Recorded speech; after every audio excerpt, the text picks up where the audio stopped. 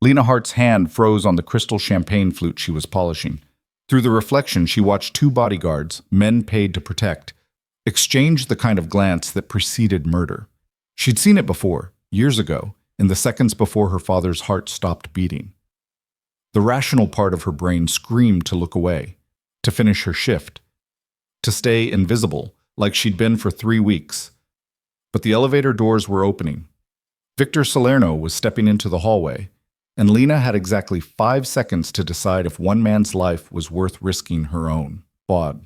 Before we begin, if you're enjoying this story, please hit the like button and comment with your city so I can see how far this story travels. Now, let's dive in. The Montclair Royal wasn't just a hotel. It was a fortress of glass and gold where the world's most dangerous people came to pretend they were civilized. Lena had learned that in her first week, when she'd been told in no uncertain terms that certain floors required absolute discretion, absolute silence, and absolutely no curiosity about the guests who occupied them. She was good at invisible. She'd been practicing it her whole life. At 26, Lena Hart had perfected the art of being overlooked. Average height, brown hair pulled back in a tight bun, uniform pressed and anonymous. She moved through the Montclair's marble hallways like a ghost, cleaning mirrors that cost more than her yearly salary, replacing towels softer than anything she'd ever owned. The other maids whispered about the guests on the restricted floors, mob bosses, international criminals, people whose names appeared in sealed federal indictments. Lena never joined those conversations. She'd learned the hard way that curiosity was a luxury people like her couldn't afford. The 23rd floor was supposed to be Carlos's assignment, but Carlos had called in sick, and the floor supervisor, a perpetually exhausted woman named Rita, had thrust a keycard into Lena's hand with barely a glance. 23rd floor, suites 2301 through 2308, standard turn-down service. Don't touch anything that looks personal, don't make eye contact with security, and for God's sake, don't ask questions. Lena had nodded, slipped the keycard into her pocket, and pushed her cart toward the service elevator. Just another shift, just another floor, just another day of being invisible. The elevator opened onto a hallway that smelled like leather and expensive cologne. 2 men in dark suits stood flanking the elevator bay, earpieces coiled like snakes against their necks. Neither acknowledged Lena's presence as she maneuvered her cart past them. She might as well have been a piece of furniture. She started with suite 2301, moving efficiently through the familiar routine. Fluff pillows, replace towels, check minibar. Leave chocolate on pillow. Move on. The work was meditative in its repetition, a rhythm that let her mind drift to safer places. She was thinking about her evening class, Introduction to Computer Programming at the community college, when she heard the voices. 2 men speaking in low tones just around the corner. Lena's hand stilled on the duvet she was smoothing. The smart thing would be to make noise, to announce her presence, to give them space to continue their conversation elsewhere.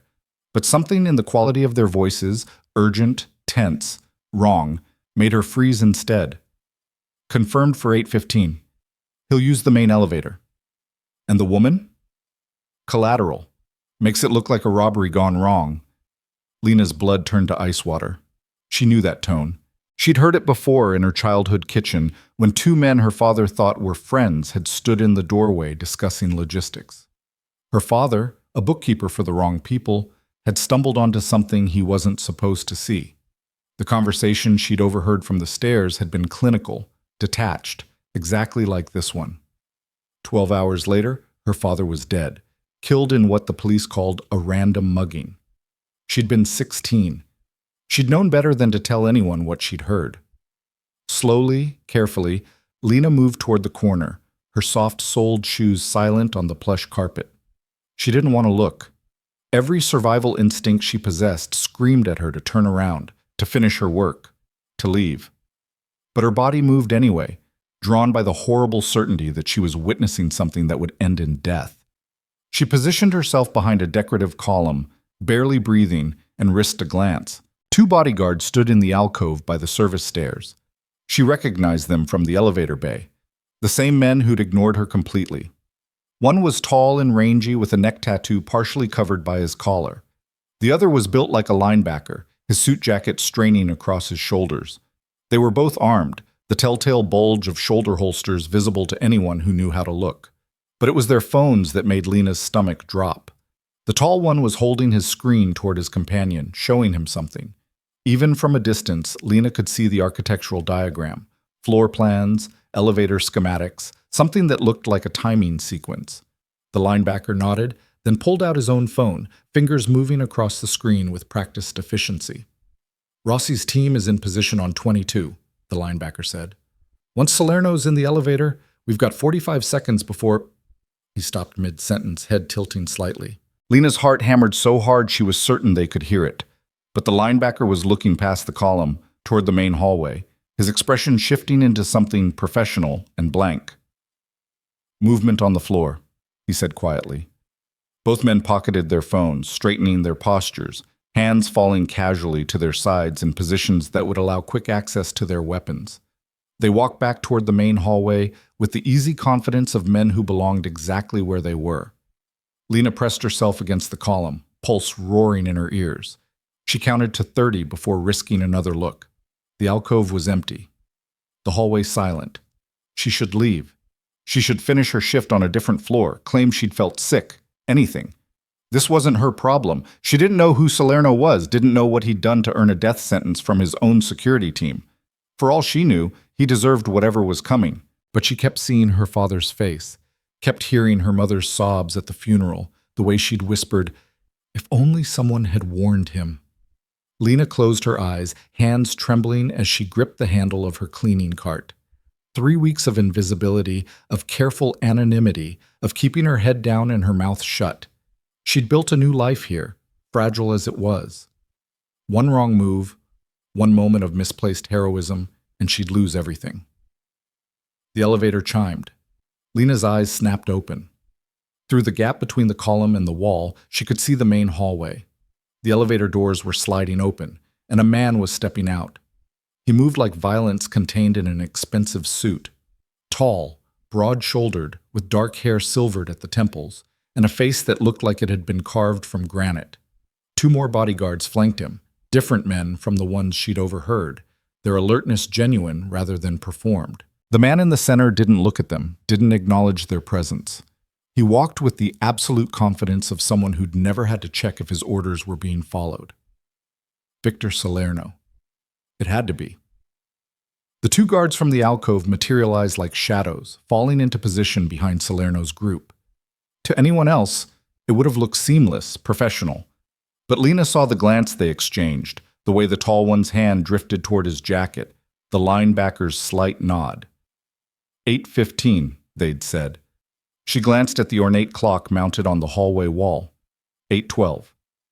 3 minutes. Salerno was walking toward Suite 2308, the presidential suite at the end of the hall. His legitimate bodyguards were scanning the corridor with practiced efficiency. The 2 traitors walked behind them, close enough to strike, waiting for their moment. Lena's hands were shaking so badly she had to grip the cart to steady herself. This was insane. She was a hotel maid, not a hero. She didn't know these people, didn't owe them anything. The smart play was to turn around, to walk away, to let whatever was going to happen without her involvement. But her feet were moving before her brain caught up. She pushed her cart out from behind the column, directly into the main hallway.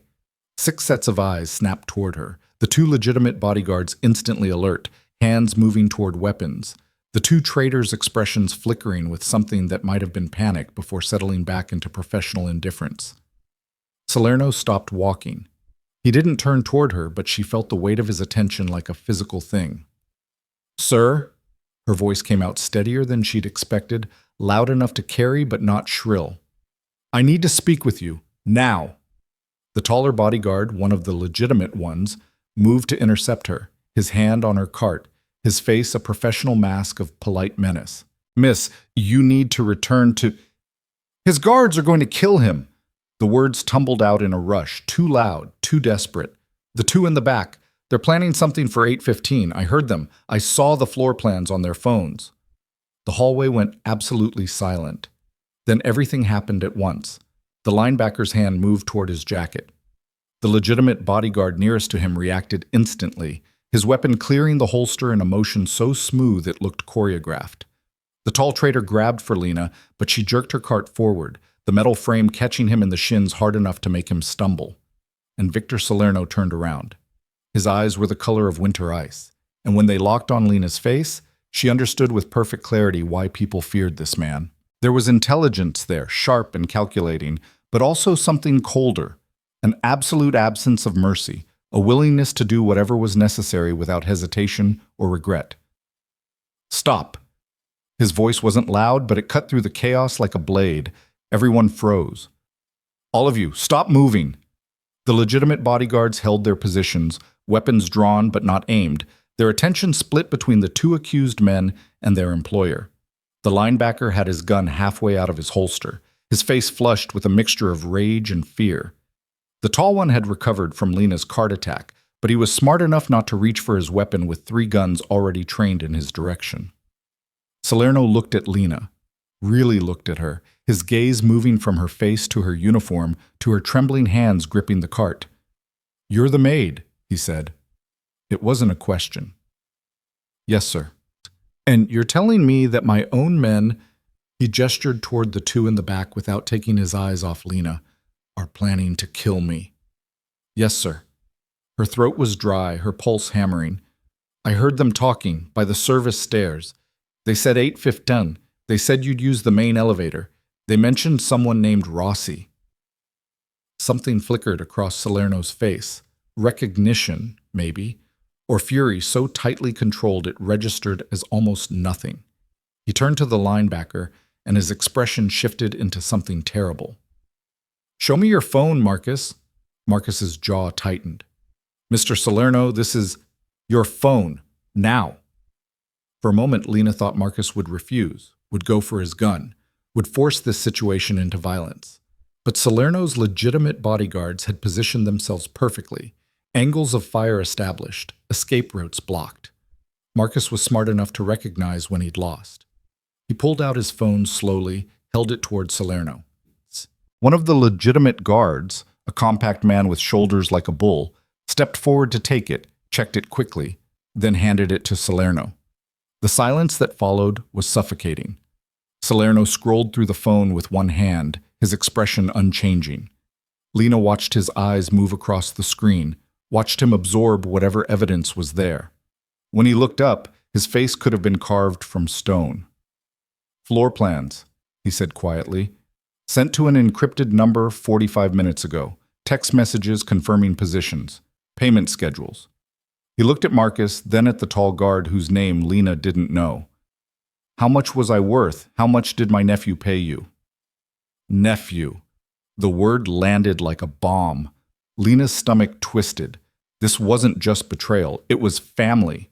The tall guard, clearly deciding he had nothing left to lose, went for his weapon. He was fast, professionally trained, his hand a blur toward his shoulder holster. But Salerno's legitimate bodyguards were faster. 2 shots cracked through the hallway, impossibly loud in the enclosed space. The tall guard went down hard, blood spreading across his white shirt, his gun clattering across the marble floor. Marcus didn't move. He stood frozen, hands visible, watching his partner bleed out on the expensive carpet with an expression that might have been resignation. Lena's ears were ringing from the gunfire. She could smell cordite and copper, could see the way the tall guard's fingers were still twitching. She should have been terrified, should have been screaming. But she'd seen death before, had learned at 16 that the world was full of violence for people who looked too closely. Salerno handed the phone to the compact bodyguard. "Call Dr. Reeves. Tell him we need a cleanup crew. And find me everyone on Rossi's team. I want them in the basement in 20 minutes. "Yes, sir." The bodyguard pulled out his own phone, stepping away to make the call with professional efficiency. Salerno turned back to Marcus. "You have one chance to make this easier on yourself. Who else is involved?" Marcus's face was gray, sweat beading on his forehead. He glanced at the tall guard's body, then at Salerno, then, strangely, at Lena. "She shouldn't be here for this," Marcus said quietly. "She's just a maid. She doesn't need to see—" "Answer my question." Marcus swallowed hard. "Tony Rossi organized it. Your nephew promised him control of the Atlantic City operations in exchange for—" He stopped, shook his head. There are 4 others. 2 on the floor below, 2 in the lobby. They were supposed to move after the initial hit, make it look like outside contractors. Names. Marcus listed them, his voice hollow. Salerno's bodyguard wrote everything down, still on the phone, coordinating what Lena was beginning to realize was a much larger operation. This wasn't just about stopping an assassination, this was about dismantling an entire conspiracy. When Marcus finished talking, Salerno nodded to the remaining bodyguard. Take him to the basement. Make sure he stays alive long enough to verify his information. The bodyguard moved forward, securing Marcus's hands with plastic zip ties so quickly it was clearly a practiced motion. Marcus didn't resist. He looked at Lena one more time as he was led toward the service stairs, his expression unreadable. Then it was just Lena and Salerno in the hallway, standing over a dead body while somewhere below them a cleanup crew was mobilizing. Salerno studied her with those winter eyes. "What's your name?" "Lena. Lena Hart." "How long have you worked here, Lena Hart?" 3 weeks. His eyebrow lifted fractionally. 3 weeks. And in 3 weeks you happened to overhear a conversation that my own security team missed, that my own intelligence network didn't catch. He took a step closer, and Lena fought the urge to back away. That's either incredibly good luck or incredibly suspicious. "I was in the wrong place," Lena said, forcing herself to meet his eyes. "I was assigned to this floor by accident. The regular maid called in sick. I was just doing my job." "Just doing your job." He repeated the words like he was tasting them, testing their truth. "And when you heard 2 armed men planning a murder, your instinct was to warn a complete stranger rather than run?" Lena's hands were shaking again. She gripped the cart harder. "I've seen what happens when people stay silent. I've watched someone die because nobody warned them. I couldn't—" Her voice cracked. She forced it steady. "I couldn't do that again." Something shifted in Salerno's expression, just for a moment. A flicker of something that might have been understanding or recognition or calculation so complex she couldn't begin to parse it. "Again," he said softly. "You've seen this before." It wasn't a question, but Lena answered anyway. "My father, 12 years ago. He worked for the wrong people. Saw something he shouldn't have seen. 2 men came to our house and talked about it in the kitchen. I heard them. I didn't understand what it meant until he was dead." Salerno was quiet for a long moment, his gaze still locked on her face. Then he nodded, almost to himself, like she'd just confirmed something he'd suspected. "You realize what you've done," he said. "You've made yourself a witness, a liability. There are at least 6 people in this organization who now know you exist, know what you heard, know that you're the reason this operation failed." Lena's mouth went dry. She'd been so focused on stopping the murder that she hadn't thought past the immediate moment, hadn't considered what happened after. I wasn't trying to. You saved my life." Salerno's voice was matter-of-fact, neither grateful nor resentful, just stating a truth. "That puts me in your debt. It also makes you a target.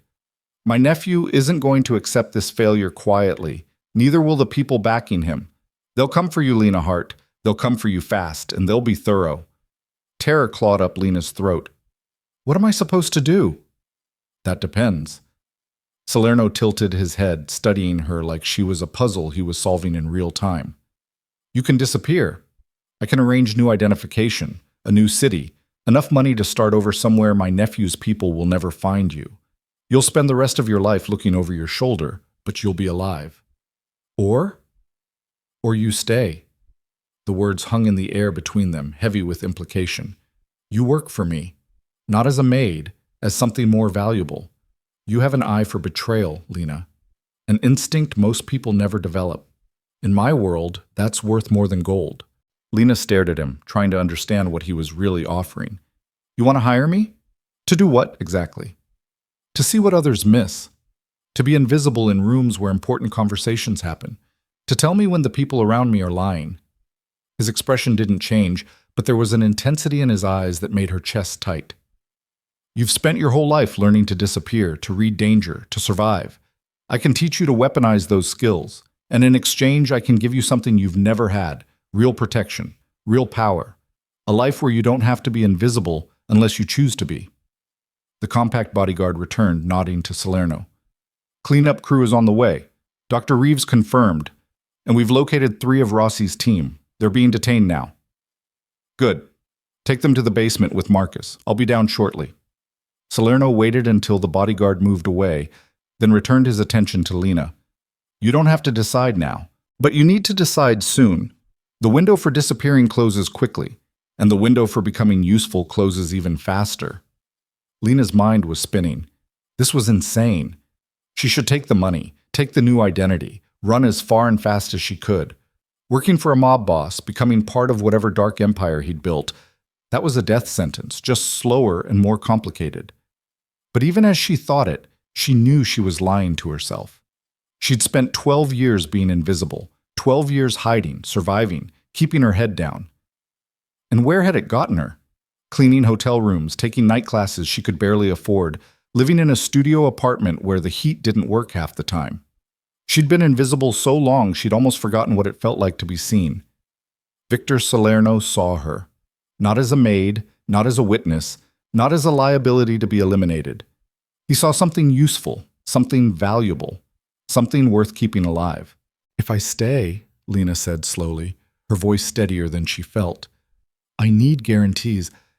I need to know that you're not just going to use me up and throw me away when I'm no longer useful. Salerno's lips twitched, not quite a smile, but close. I don't make promises I can't keep, Lena.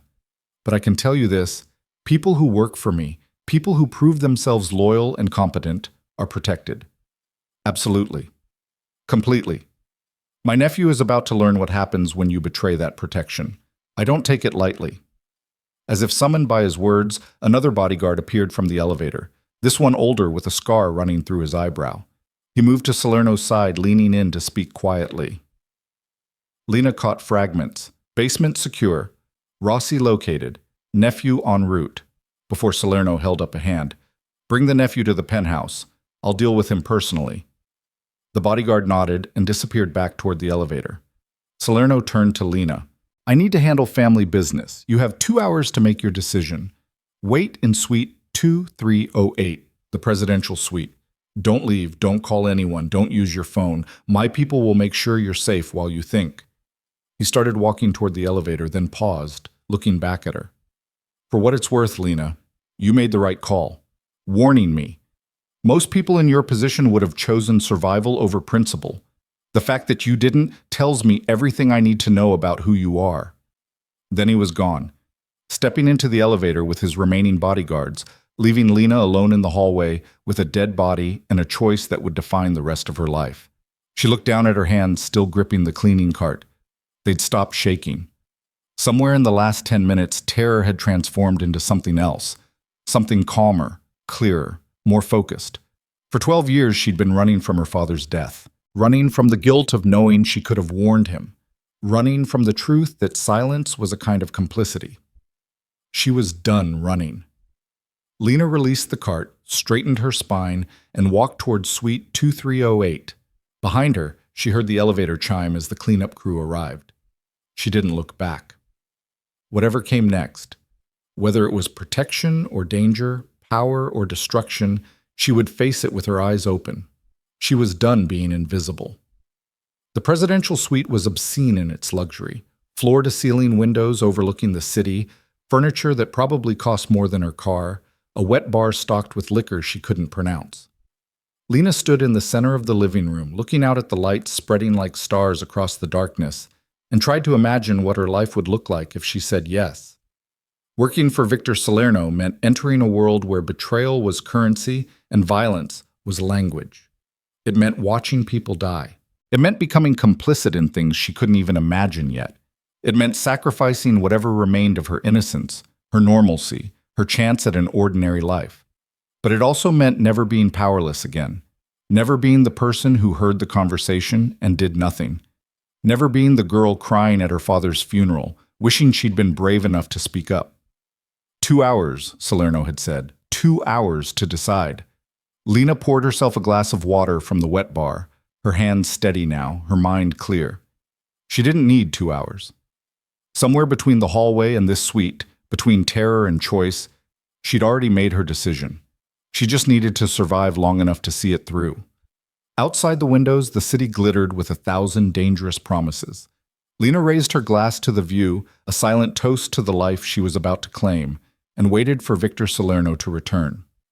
When he did, she'd be ready. The water glass was still cool against Lena's palm when she heard the door click open behind her. She didn't turn immediately, using the window's reflection to track Victor Salerno's entrance the way she'd learned to track danger, peripherally, without direct confrontation. He moved into the suite with the same controlled precision she'd observed in the hallway, his jacket removed now, sleeves rolled to his elbows.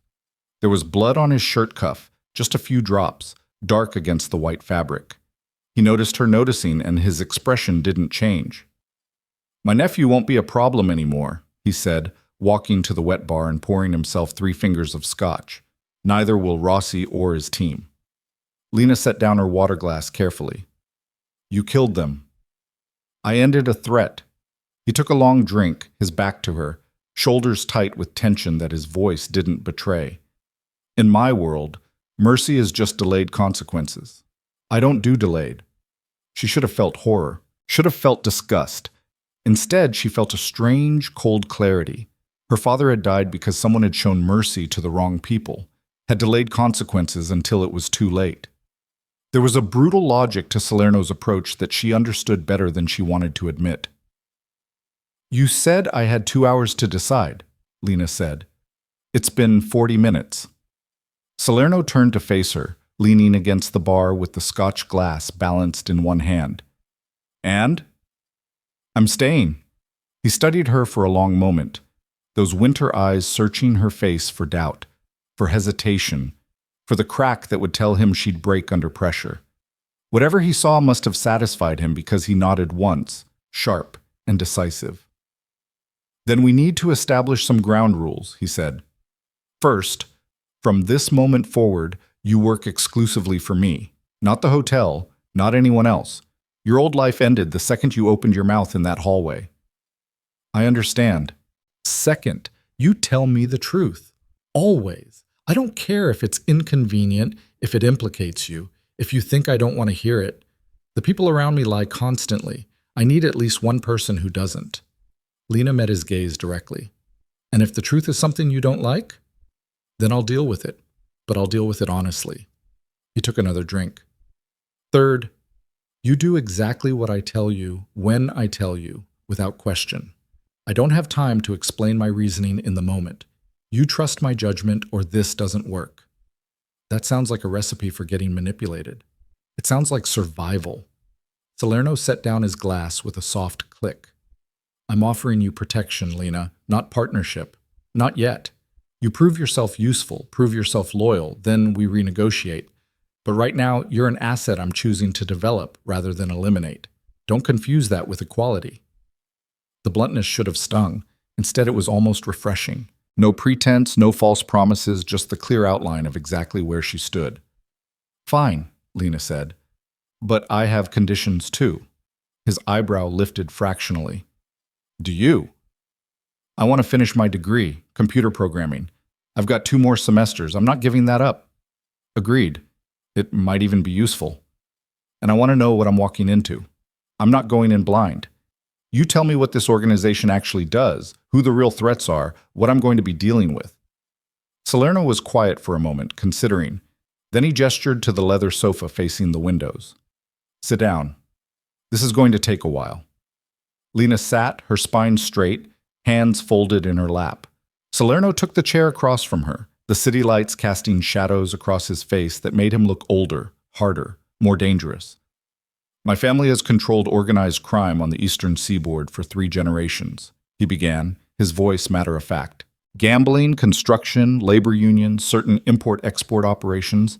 We don't deal drugs, we don't deal in human trafficking, and we don't touch anything involving children. Those are hard lines that don't get crossed."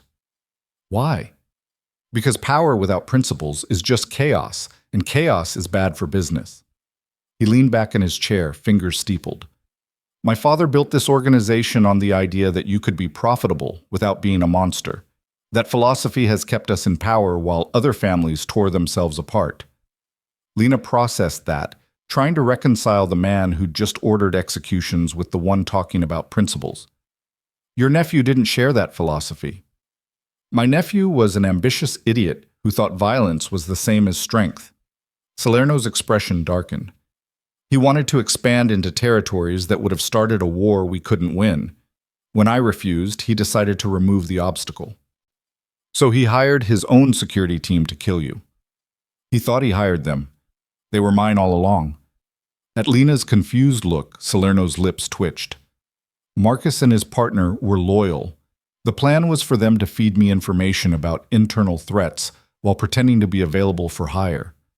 What I didn't know was that my nephew had gotten to them first, offered them enough money to make the betrayal real. But you said they had floor plans, payment schedules. They did, because my nephew actually organized a legitimate hit, thinking he'd found disloyal men when really he'd found exactly what I'd planted. Salerno shook his head. The irony is that his coup might have worked if you hadn't overheard that conversation. Marcus and his partner would have killed me, blamed it on outside contractors, and my nephew would have stepped into power before anyone realized what happened. Lena's throat felt tight. So I didn't just save your life. I saved your entire organization. You prevented a civil war. Salerno's gaze was steady, unblinking, which is why I'm investing in you rather than eliminating a witness. You have value, Lena. The question is whether you're smart enough to leverage it. The door opened before Lena could respond. The compact bodyguard from earlier entered, followed by a woman in an expensive suit carrying a leather briefcase. She was maybe 50, with steel gray hair cut sharp as a knife, and eyes that assessed Lena with the precision of a jeweler evaluating a diamond. This is Sarah Chen, Salerno said, standing. My attorney. Sarah, this is Lena Hart. She's going to need documentation.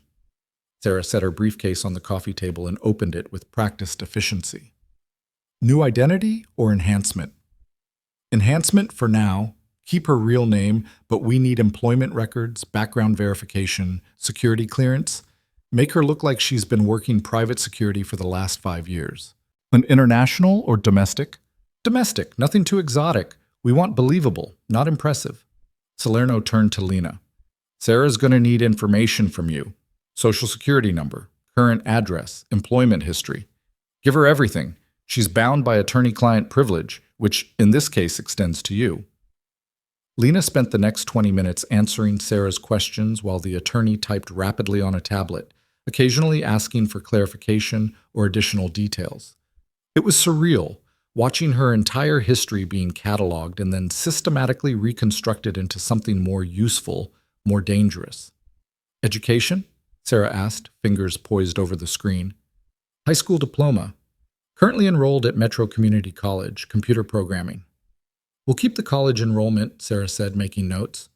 Add some certifications, cybersecurity basics, database management. Nothing too advanced, just enough to justify technical competency. She looked up at Salerno. Living situation? She'll move into one of the secured apartments, Salerno said before Lena could answer. 3rd Street Complex, Unit 8B. It's clean, monitored, and close enough to be convenient. Lena bristled. I have an apartment. You had an apartment, Salerno corrected. You're a target now, remember? Your old place is compromised the second anyone looks into your background. The secured apartment isn't negotiable. Sarah closed her tablet. I'll have the documentation ready by morning. Backdated employment records, references that will verify under investigation, the whole package.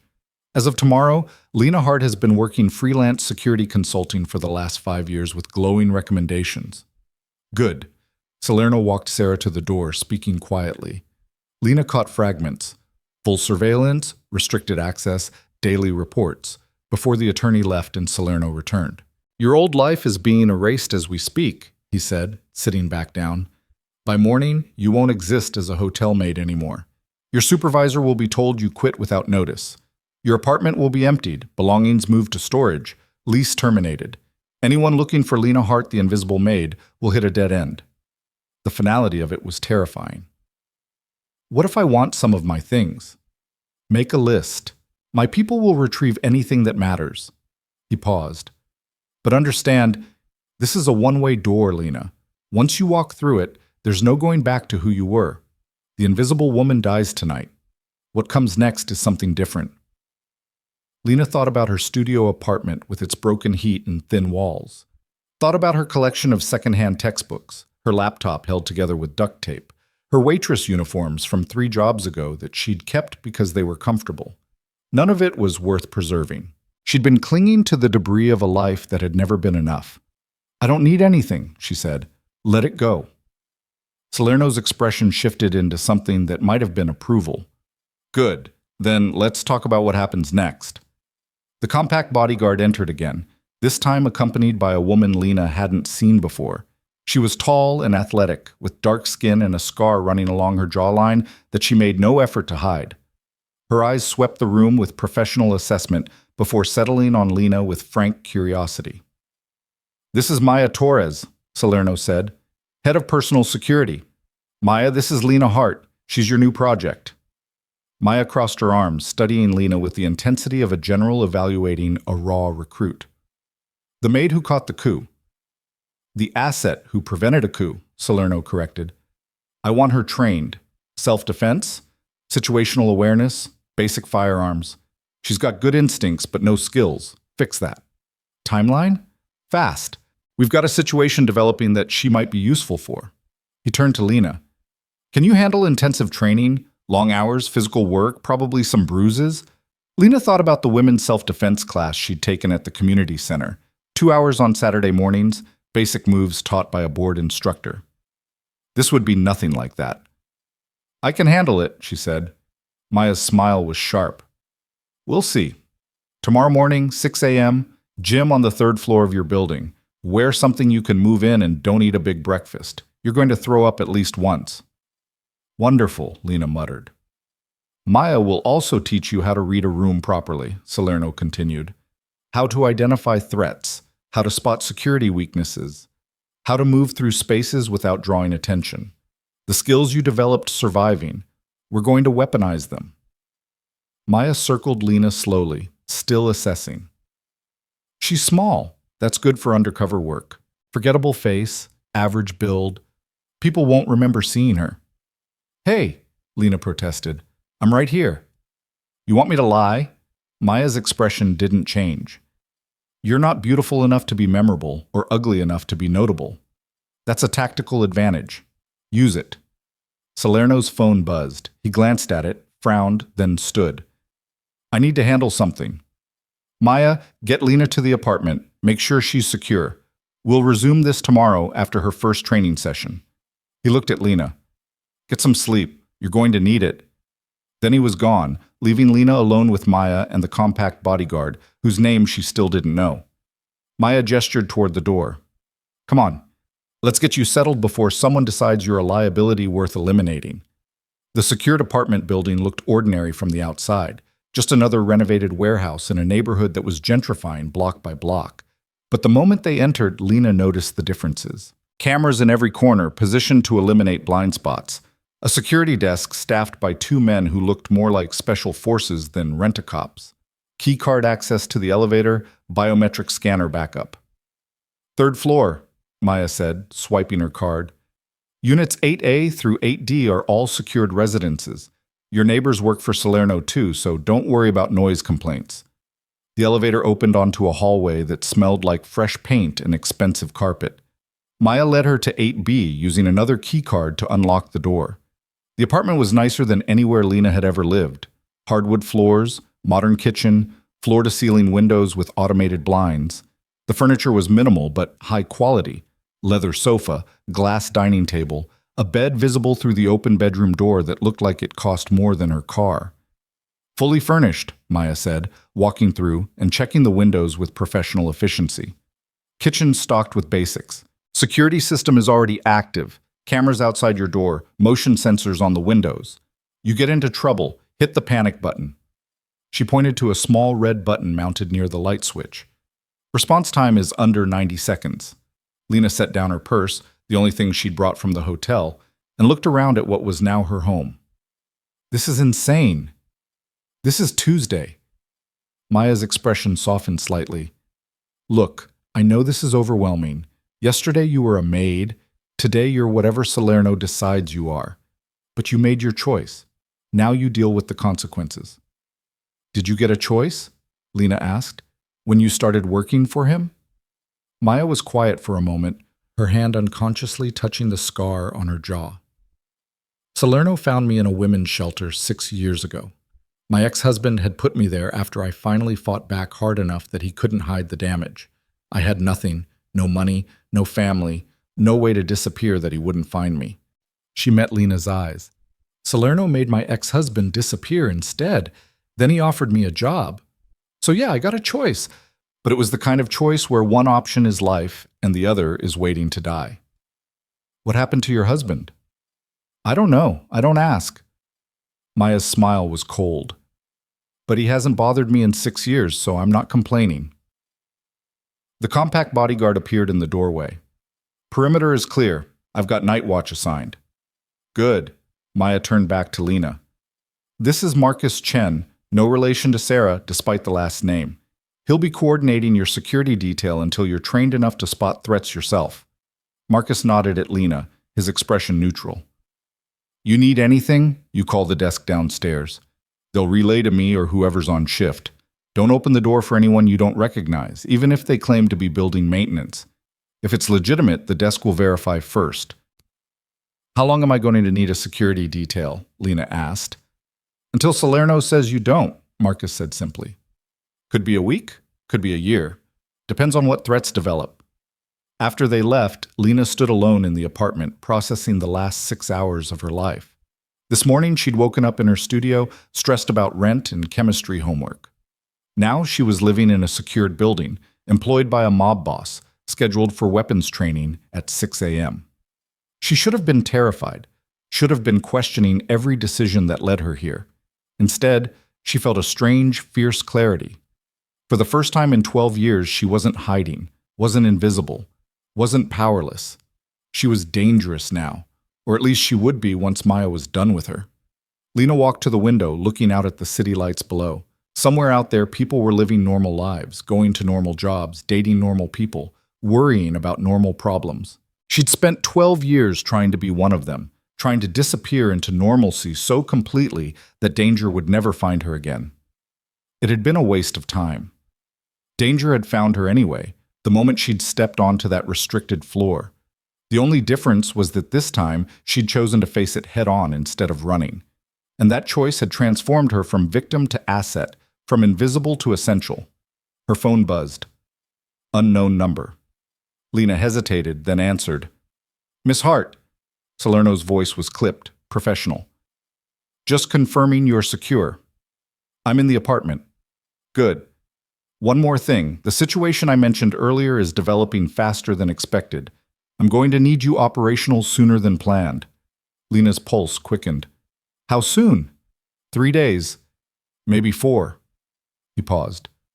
Maya's going to push you hard. Let her. What we're walking into, you can't afford to be weak. What exactly are we walking into? A negotiation that's likely to go bad. I need someone in the room who can read the people across the table. Tell me if they're planning to honor the deal or if they're setting up another betrayal. His voice was steady, matter of fact. You proved you can spot deception. Now I need you to do it under pressure, with lives on the line. Whose lives? Potentially yours. Definitely mine. He let that sink in. This is what you signed up for, Lena. If you're having second thoughts, now is the time to say so. Lena looked at her reflection in the window. A woman in a hotel uniform, standing in an apartment she'd never be able to afford on her own, talking to a man who'd killed his own nephew hours ago. The old Lena, the invisible one, would have run, would have taken the money and the new identity and disappeared into whatever life she could scrape together. But the old Lena had died in that hallway, the moment she'd chosen to speak instead of staying silent. No second thoughts? She said. I'll be ready. Good. There was something in his voice that might have been satisfaction. Get some rest. Tomorrow starts your new life. He ended the call. Lena stood there for a long moment, phone still pressed to her ear, processing what she'd just committed to. 3 days of training, then thrown into a negotiation where people were planning betrayals and violence. She should have been terrified. Instead, she felt alive. Lena finally moved away from the window, exploring the apartment properly. The bathroom had a shower with 6 different settings and towels so soft they felt illegal. The bedroom closet was already stocked with clothes in her size. Practical things, dark colors, nothing fancy but nothing cheap either. Someone had anticipated her needs with unsettling accuracy. She found her laptop in the bedroom, plugged in and charging, along with her textbooks and a few personal items she'd thought were still in her studio. They'd worked fast, efficient and thorough, just like everything else in Salerno's organization. Lena changed into one of the provided t-shirts and collapsed onto the bed, exhausted but too wired to sleep. Her mind kept replaying the hallway scene, the moment she'd made her choice, the gunshots, the blood on expensive carpet, Marcus's resigned expression as he was led away. She'd watched a man die tonight, had helped orchestrate the deaths of at least 6 others, and she felt nothing. No guilt, no horror, just a cold understanding that this was the price of survival in the world she'd chosen to enter.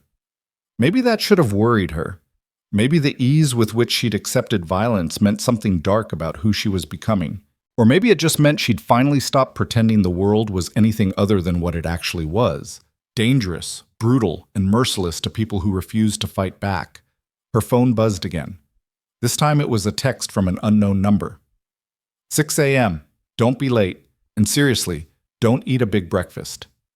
Maya. Lena smiled despite herself. She set an alarm for 5:30, plugged in her phone, and closed her eyes. Tomorrow she would learn how to be dangerous. Tonight, she would sleep like the dead. The alarm went off at 5:30, dragging Lena from dreams of hallways and gunfire. She'd slept badly, waking every few hours to the unfamiliar sounds of the building, footsteps in the corridor, the hum of the security system, the distant rumble of the city outside. But she dragged herself out of bed, pulled on the workout clothes she found in the closet, and made it to the 3rd-floor gym with 3 minutes to spare. Maya was already there, dressed in black athletic gear, her hair pulled back tight. She wasn't alone. 2 other women were stretching near the weight rack, one compact and muscular with short blonde hair, the other tall and lean with the kind of flexibility that suggested years of dance training. "This is Jess and Kim," Maya said without preamble. "They work security for Salerno's legal operations. They're going to help me break you." Jess, the blonde, grinned. "Don't take it personally. Maya breaks everyone. And if you survive the breaking," Kim added, executing a perfect split, "you come out functional." Maya walked a slow circle around Lena, evaluating. "You ever done any real physical training? Martial arts, boxing, anything?" "I took a self-defense class at the community center." "Forget everything you learned there. That stuff is designed to make suburban women feel empowered, not to actually save their lives." Maya stopped in front of her, arms crossed. "Real self-defense is ugly, brutal, and effective. I'm going to teach you to hurt people badly enough that they stop being threats. That work for you?" Lena thought about her father's funeral, about 12 years of being afraid, about Marcus's gun-clearing leather in the hallway. "Yes." "Good. Then let's see what we're working with." Maya moved to the center of the mat. "Come at me. Try to hit me however you want." Lena hesitated. "Just attack you?" "That's the idea." Lena approached cautiously, threw a tentative punch that Maya avoided without even moving her feet. She tried again, faster this time, and Maya deflected it with a casual brush of her forearm. Frustrated, Lena lunged forward with more commitment and found herself flat on her back so fast she didn't even see the throw coming. "Predictable," Maya said, offering a hand to pull her up. "You telegraph every move. Your shoulder drops before you punch. Your weight shifts before you kick. Anyone with training could read you like a book." Lena accepted the hand, getting to her feet. "So teach me not to telegraph." "Oh, I will. But first, I need to teach you something more important." Maya's expression turned serious. "In a real fight, you're probably going to lose. You're small, you're untrained, and most threats you'll face are bigger and stronger than you. So we're not going to teach you to win fair fights. We're going to teach you to cheat, to survive, and to create opportunities to run." For the next 2 hours, Maya put Lena through drills that left her gasping and sweating. Eye strikes, throat punches, groin kicks, techniques designed to disable rather than defeat. Jess and Kim rotated in as practice partners, pulling their strikes, but not their intensity. By the time Maya called a break, Lena had been thrown, swept, and joint-locked more times than she could count. "You're not terrible, Guy," Maya said, tossing her a water bottle. "You've got decent spatial awareness, and you don't panic when you hit the ground. That's more than most people." Lena gulped water, her muscles already screaming. "What now?" "Now we talk about reading rooms." Maya gestured to the bench. They sat, Kim and Jess joining them, all four women catching their breath. "Salerno says you spotted betrayal by watching body language. Tell me what you saw." Lena thought back to that moment in the hallway, replaying the details. The guards were too relaxed. They were standing in positions that looked professional but weren't actually covering angles properly. And they kept checking their phones, not like they were bored, but like they were waiting for confirmation of something. "Good," Maya said. "What else?" "The timing. They positioned themselves right when Salerno was most vulnerable, between the elevator and his suite, before his actual security had cleared the space. It looked coincidental, but the positioning was too perfect." Kim leaned forward, interested. "Most people wouldn't have caught that. They'd have seen guards doing guard things and moved on." "I grew up watching people plan violence," Lena said quietly. "You learn to see the pattern." Maya's expression softened slightly. "That trauma you survived, we're going to turn it into your greatest weapon. The ability to read deception, to spot the moment before betrayal happens, that's rarer than you think. Most people in this organization have spent years learning to lie convincingly. You've spent years learning to detect lies. That makes you valuable." Jess stood, stretching. "So what's the actual job? Salerno doesn't usually invest this much in new recruits unless there's immediate need." "There's a negotiation in 3 days," Maya said. "Salerno's meeting with the Volkov family, Russian outfit that controls the ports. They're discussing territory sharing, but intel suggests the Volkovs might be planning something aggressive." "And Lena's supposed to what? Read their poker faces?" Kim looked skeptical. "No offense, but that's a lot of pressure for someone who learned about this world 48 hours ago." "Salerno doesn't need her to negotiate," Maya said. "He needs her to tell him if they're lying. She'll be in the room, playing a role, watching. If she spots deception, she signals. Simple." "Except nothing with the Volkovs is simple," Jess muttered. "They're paranoid, heavily armed, and they don't like surprises. If they figure out she's reading them—" "They won't," Maya interrupted, "because she's going to be invisible. Just another assistant, another piece of furniture, nothing worth noticing." Lena understood what they weren't saying.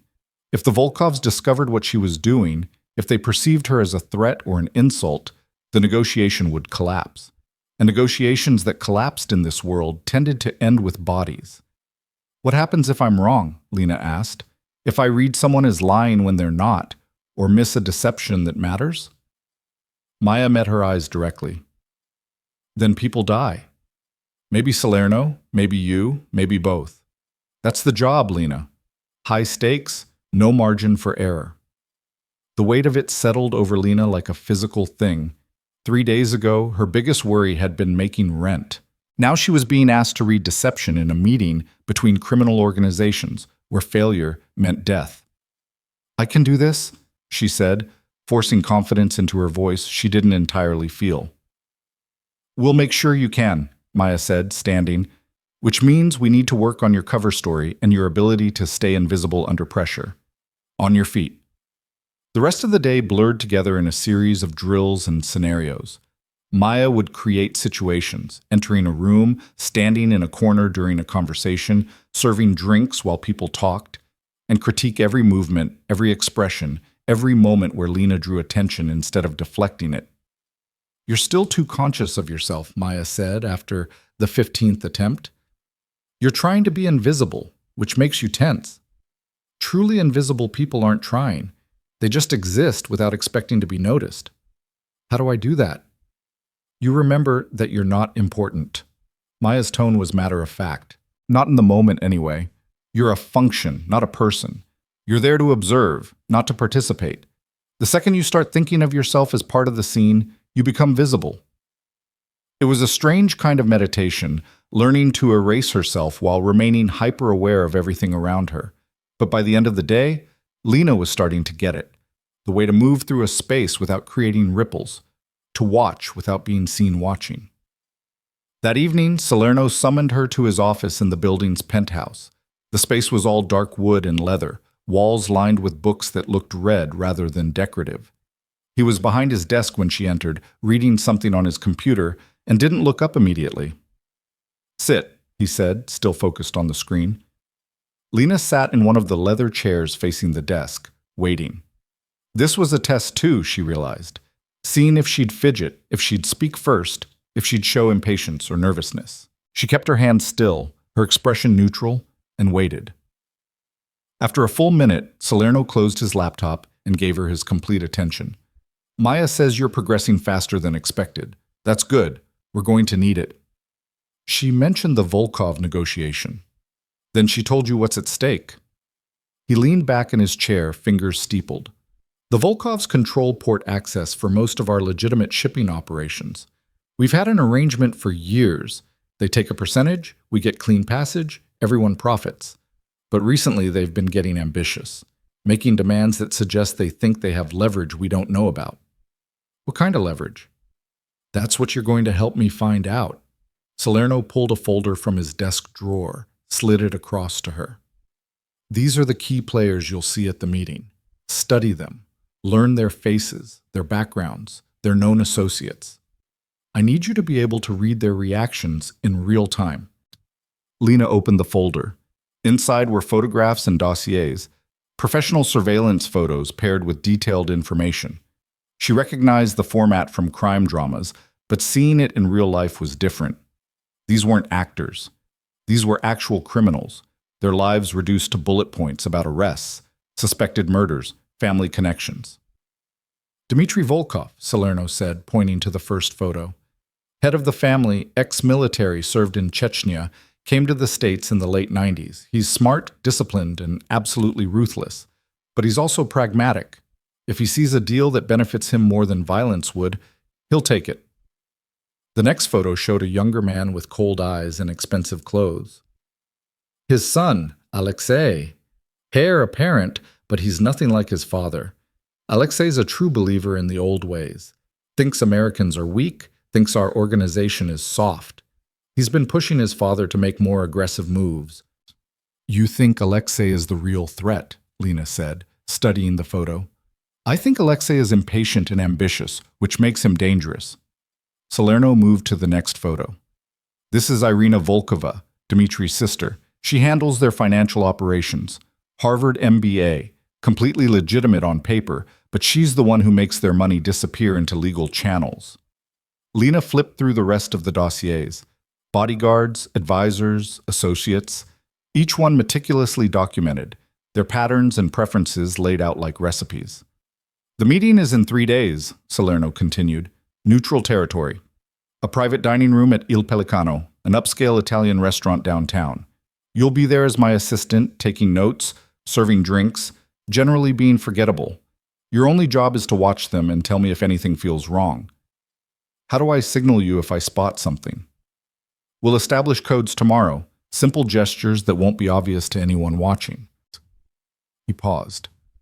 "But understand, if you signal wrong, if you raise an alarm when there isn't one, you'll destroy months of negotiation and probably start a war. The Volkovs will see it as an insult, a sign we don't trust them. And if I don't signal when I should, then we walk into whatever trap they're setting and hope we're fast enough to survive it." His expression was grim. "This is why I need you to be certain, Lena. Not suspicious, not worried, certain. You only speak up if you're absolutely sure something's wrong." The pressure was enormous. Lives depending on her judgment, war or peace, hanging on whether she could accurately read strangers in a high-stress situation. But Lena had made her choice. She'd chosen to be useful, to be essential, to never again be the person who stayed silent. "I understand," she said. Salerno studied her for a long moment, then nodded. "Good. Maya will continue your training tomorrow. We'll do full rehearsals the day after, practicing the scenario, establishing signals, preparing for contingencies. By the time we walk into that restaurant, I need you to know exactly what you're doing." He dismissed her with a gesture. Lena stood, folder in hand, and was halfway to the door when he spoke again. "Lena." She turned back. His expression had shifted into something harder to read. "You're doing better than I expected. Most people would have broken by now. The stress, the violence, the sudden change. But you're adapting. That tells me I was right about you." "Right about what?" "That you were never actually invisible. You were just waiting for a reason to be seen." He returned to his laptop, the conversation clearly over. "Don't waste it." Lena left the office with her mind spinning. Back in her apartment, she spread the dossiers across the dining table and studied them until her eyes burned. Dmitry Volkov's military service record, Alexei's pattern of escalating violence, Irina's complex financial networks. She memorized faces, read through incident reports, built mental profiles of people she'd be watching in 3 days. Around midnight, her phone buzzed. "Maya. How's the studying going?" "I've gone through the files twice," Lena said, rubbing her eyes. "I could pick any of them out of a lineup." "Good. Tomorrow we work on microexpressions and tell recognition. Get some sleep. You'll need it." The next day was even more intense than the first. Maya brought in a psychologist named Dr. Werner, a severe woman in her 60s who specialized in deception detection. They spent hours reviewing video footage of interrogations, negotiations, and casual conversations, with Dr. Werner pausing to point out tiny physical tells, the microexpression that preceded a lie, the gesture that indicated stress, the eye movement that suggested deception. "Most people think lying is obvious, Doctor," Werner said, freezing a frame where a suspect was denying involvement in a crime. "They expect nervousness, sweating, avoiding eye contact. But skilled liars don't do any of that. They maintain perfect composure on the surface while their bodies betray them in subtle ways." She pointed to the suspect's hands. "See how his fingers are pressing together? That's a self-soothing gesture, an attempt to control anxiety. And watch his breathing. It's slightly faster than normal, but he's trying to hide it by keeping his shoulders still." Lena leaned closer to the screen, absorbing every detail. "What about the eyes?" "Common misconception that liars can't maintain eye contact," Dr. Werner said. "Trained liars actually tend to hold eye contact too long, overcompensating. What you're looking for is inconsistency, moments where their verbal message doesn't match their nonverbal communication." They reviewed hours of footage, Doctor. Werner quizzing Lena on what she saw, correcting her assumptions, teaching her to separate genuine emotion from performed emotion. It was exhausting, requiring a level of focus that left Lena's head throbbing. But she was getting better. By the afternoon, she could spot tells that Maya and Dr. Werner confirmed were accurate. She was learning to read the language beneath language, the truth beneath performance. "You have natural aptitude for this," Dr. Werner said at the end of the session. "Most people take months to develop this level of sensitivity. You're doing it in days." "I've had practice," Lena said quietly, thinking about her father's kitchen, about learning to read danger at 16. Dr. Werner's expression softened slightly. "Trauma is a terrible teacher, but an effective one. You've learned to survive by reading threats. Now we're just refining the skill." That evening, Salerno brought in 3 men Lena had never met, associates from his organization who agreed to participate in a practice negotiation. They sat around a conference table while Lena stood in the corner, notepad in hand, watching. The negotiation was about nothing real, a fake dispute over territory that didn't exist.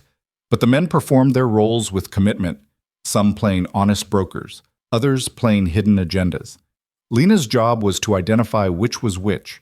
She watched their hands, their faces, their posture, watched how they responded to offers, how they framed their demands. One man kept touching his watch when he spoke about timelines, a self-soothing gesture that suggested the timeline was negotiable despite his words. Another maintained perfect stillness except when discussing personnel, when his jaw would tighten almost imperceptibly. At the end of the exercise, Salerno asked for her assessment. Lena pointed to the watch toucher. "He's lying about the timeline. He'll accept a longer window if the terms are right." Then to the jaw tightener.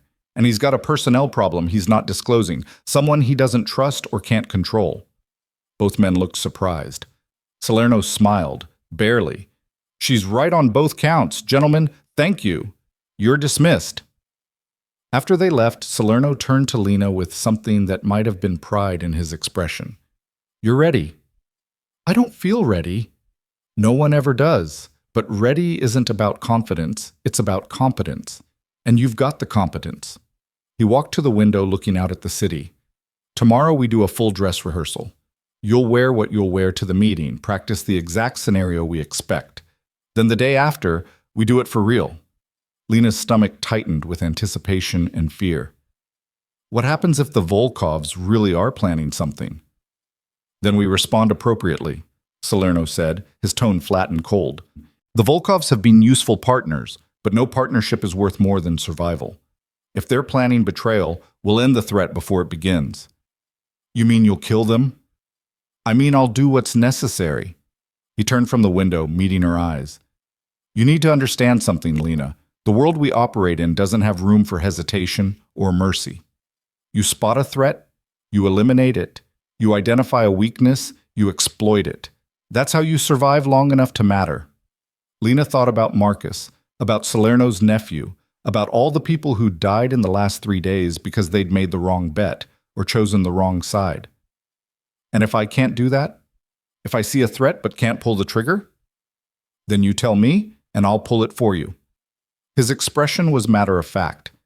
"You're not a soldier, Lena. You're intelligence. Your job is to see clearly and report accurately. What happens after that? That's on me."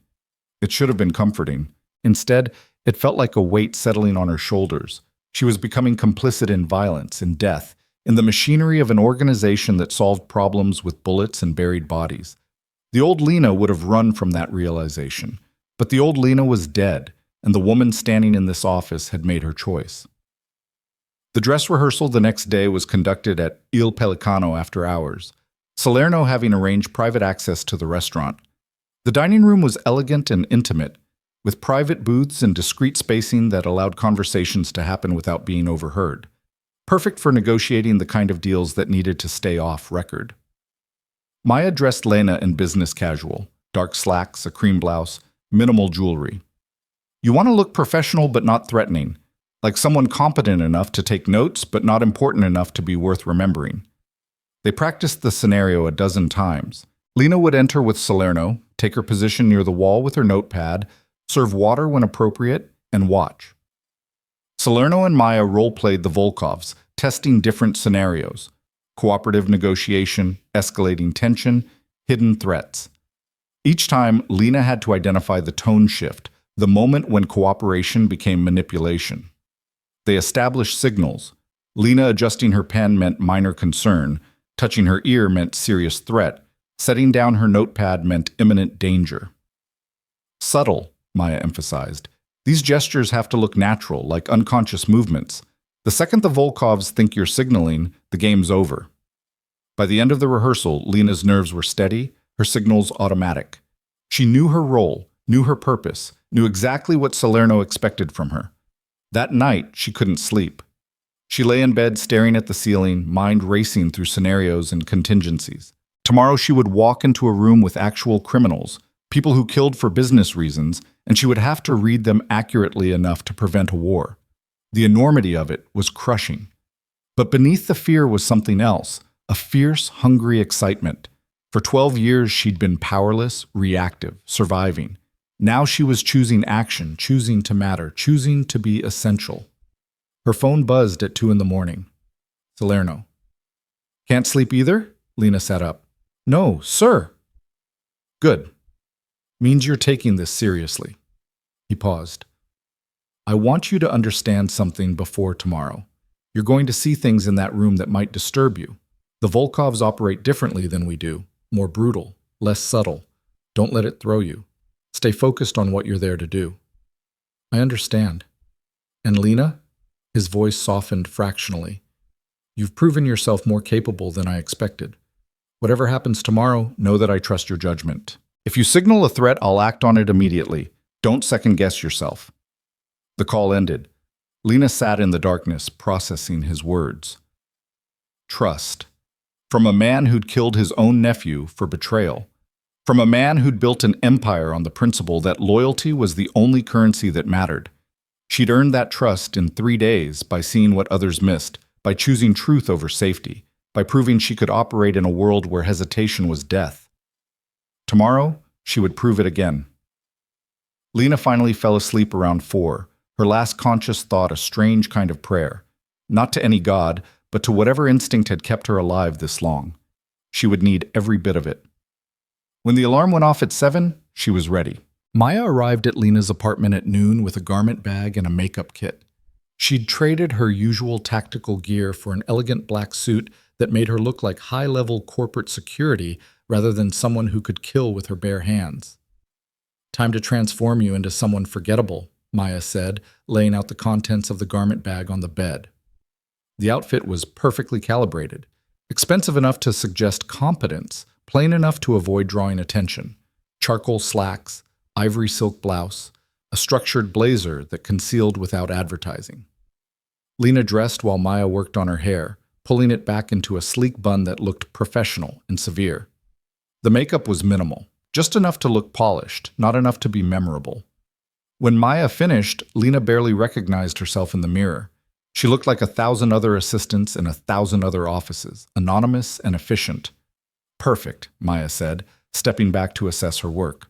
"You look like someone who takes good notes and keeps her mouth shut. Exactly what we need." The drive to Il Pelicano took 20 minutes through midday traffic. Marcus drove while Maya sat in the passenger seat, both of them scanning for threats with professional vigilance. Lena sat in the back, reviewing the dossiers one final time, burning faces and backgrounds into her memory. "Remember," Maya said without turning around, "you're furniture. You exist to serve water and take notes. You don't speak unless spoken to, you don't make eye contact unless necessary, and you absolutely don't react to anything you hear. Whatever happens in that room, your face stays neutral." "I've got it," Lena said, though her hands were trembling slightly. She pressed them flat against her thighs, forcing them still. Il Pelicano occupied the ground floor of a converted warehouse, all exposed brick and Edison bulbs trying to create industrial elegance. The restaurant was closed for a private event, Salerno's private event. 2 of his men flanked the entrance, earpieces visible, their presence enough to discourage casual passers-by from trying the locked door. Marcus parked in the back alley. Another car was already there, a black Mercedes with tinted windows. Salerno stepped out as they approached, adjusting his cufflinks with the casual precision of a man preparing for war. He looked different than he had in the hotel hallway, harder, colder, every inch the crime boss rather than the calculating strategist. His suit was impeccable, his expression carved from granite. When his eyes found Lena, they swept over her with professional assessment. "Good," he said simply. "You look exactly right." 2 more of Salerno's men emerged from the Mercedes, faces Lena recognized from the organization, but names she didn't know. They were armed, she could tell by the way their jackets hung, but the weapons were concealed well enough to maintain the fiction of a business meeting. Salerno handed Lena a leather portfolio. "Notepad, pen, water pitcher, you know your role." "Yes, sir." "The Volkovs will arrive in 15 minutes. We'll already be seated when they enter. Psychological advantage. Makes it our territory rather than neutral ground." He started toward the restaurant's back entrance. "Stay close, stay quiet, and trust what you see." Inside, the private dining room was exactly as Lena remembered from the rehearsal, but somehow more intimidating now that it was real.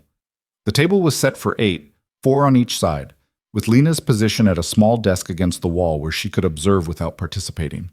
The lighting was deliberately low, intimate in a way that would make micro-expressions harder to read but also harder to fake. Salerno took his seat at the head of the table, his men positioning themselves strategically. Maya stood near the door, her posture relaxed but her eyes constantly moving. Marcus took up position by the kitchen entrance, cutting off that potential avenue of attack or escape.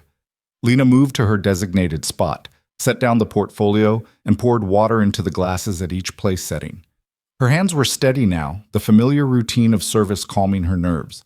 She was good at being invisible. She'd been practicing it her whole life. The door opened at precisely 2 o'clock. Dmitry Volkov entered first, and Lena understood immediately why men feared him. He moved with the controlled precision of a career soldier, his eyes sweeping the room to catalog threats and advantages before he'd taken 3 steps. He was in his 60s but looked harder than men half his age, his face weathered by violence and discipline in equal measure. Behind him came Alexei, the son. He was younger than his photograph suggested, maybe 30, with the kind of expensive grooming that tried to disguise cruelty as sophistication. His eyes found Lena immediately, dismissed her just as fast, but there was something in that brief moment of attention that made her skin crawl. Irina Volkova entered next, and she was nothing like Lena expected. The dossier had described her as the financial mind behind the organization, but the woman who walked into that room looked like she could have been equally comfortable running a Fortune 500 company or ordering executions. She wore a tailored dress suit and carried herself with absolute confidence. 2 bodyguards followed, both built like brick walls, both scanning the room with the same professional vigilance as Salerno's men. For a moment, the 2 groups simply looked at each other, predators assessing predators, before Dmitri smiled thinly. "Victor," he said, his accent thick but his English perfect. "Thank you for arranging this meeting." "Dmitri." Salerno stood, extended his hand. They shook with the formality of men who respected each other's capacity for violence without actually trusting each other. "Please sit. We have much to discuss." The Volkovs took their seats across from Salerno's people. Lena poured water for each of them, moving with practiced invisibility, her face carefully neutral. None of them acknowledged her presence beyond Alexei, whose eyes followed her movements with an intensity that felt invasive. "Before we begin," Dmitri said, gesturing to Lena, "your assistant. She is trusted?" "Completely," Salerno said, without hesitation. "She takes notes. Nothing more. What's discussed here stays here." Dmitri studied Lena for a long moment, his eyes sharp and assessing. She kept her expression blank, her posture submissive, everything about her body language broadcasting that she was beneath notice.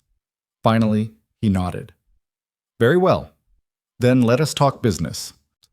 Lena returned to her desk, picked up her pen, and began taking notes in the shorthand Maya had taught her. But her real attention was on the people at the table, watching every gesture, every expression, every tiny tell that might indicate deception. The negotiation started cordially enough. Dmitri outlined the current arrangement, percentages, territories, the complex web of mutual benefit that had kept both organizations profitable for years. Salerno listened without interrupting, his face giving away nothing. "However," Dmitri continued, "circumstances have changed. The Port Authority is increasing scrutiny, federal attention is growing, the cost of doing business has risen substantially. And you want to renegotiate the terms," Salerno said. It wasn't a question. "We want to ensure continued cooperation benefits all parties equally." Dmitri's smile didn't reach his eyes. "Surely you understand the necessity of adaptation." Lena watched Dmitri's hands as he spoke. They were steady, relaxed, his fingers occasionally gesturing to emphasize points. Nothing about his body language suggested deception. He believed what he was saying, or at least he believed Salerno would accept it. But Alexei was a different story. The younger Volkov sat rigid in his chair, his jaw tight, his hands pressed flat against the table. Every time his father spoke about cooperation and mutual benefit, Alexei's fingers would flex slightly, barely perceptible, but there. Tension, disagreement, something beneath the surface that he was fighting to control. Irina, on the other hand, was watching Salerno with the calculating intensity of someone running complex equations in real time. She wasn't just listening to the negotiation, she was analyzing it, looking for weaknesses, for opportunities. When Salerno made a counteroffer, her eyes flickered to her brother's face, then to Alexei's hands, reading them the same way Lena was. "She knows," Lena realized with a jolt. Irina knows that Alexei is barely holding it together, and she's using that knowledge somehow. "Your proposal is reasonable," Salerno was saying, his tone measured. "A modest increase in percentage, expanded access to secondary ports, and continued cooperation on federal compliance. I can accept those terms." Dmitri's expression remained neutral, but Lena caught the slight relaxation in his shoulders. Relief. He'd expected more pushback, had prepared for harder negotiation. Salerno's easy acceptance had caught him off guard, but Alexei's hands pressed harder against the table, his knuckles going white. He opened his mouth to speak, and Irina's hand moved to his arm, just a light touch. But it was enough. Alexei closed his mouth, his jaw so tight Lena thought she could hear his teeth grinding from across the room. Something was very wrong. The negotiation continued, moving into specifics, timelines, implementation, verification protocols. Salerno and Dmitri traded proposals with the ease of men who'd done this before, finding middle ground on technical details. It all looked perfectly reasonable, perfectly normal. But Lena couldn't stop watching Alexei. His entire body was radiating tension, his breathing slightly elevated, his eyes moving between his father and Salerno with barely concealed fury.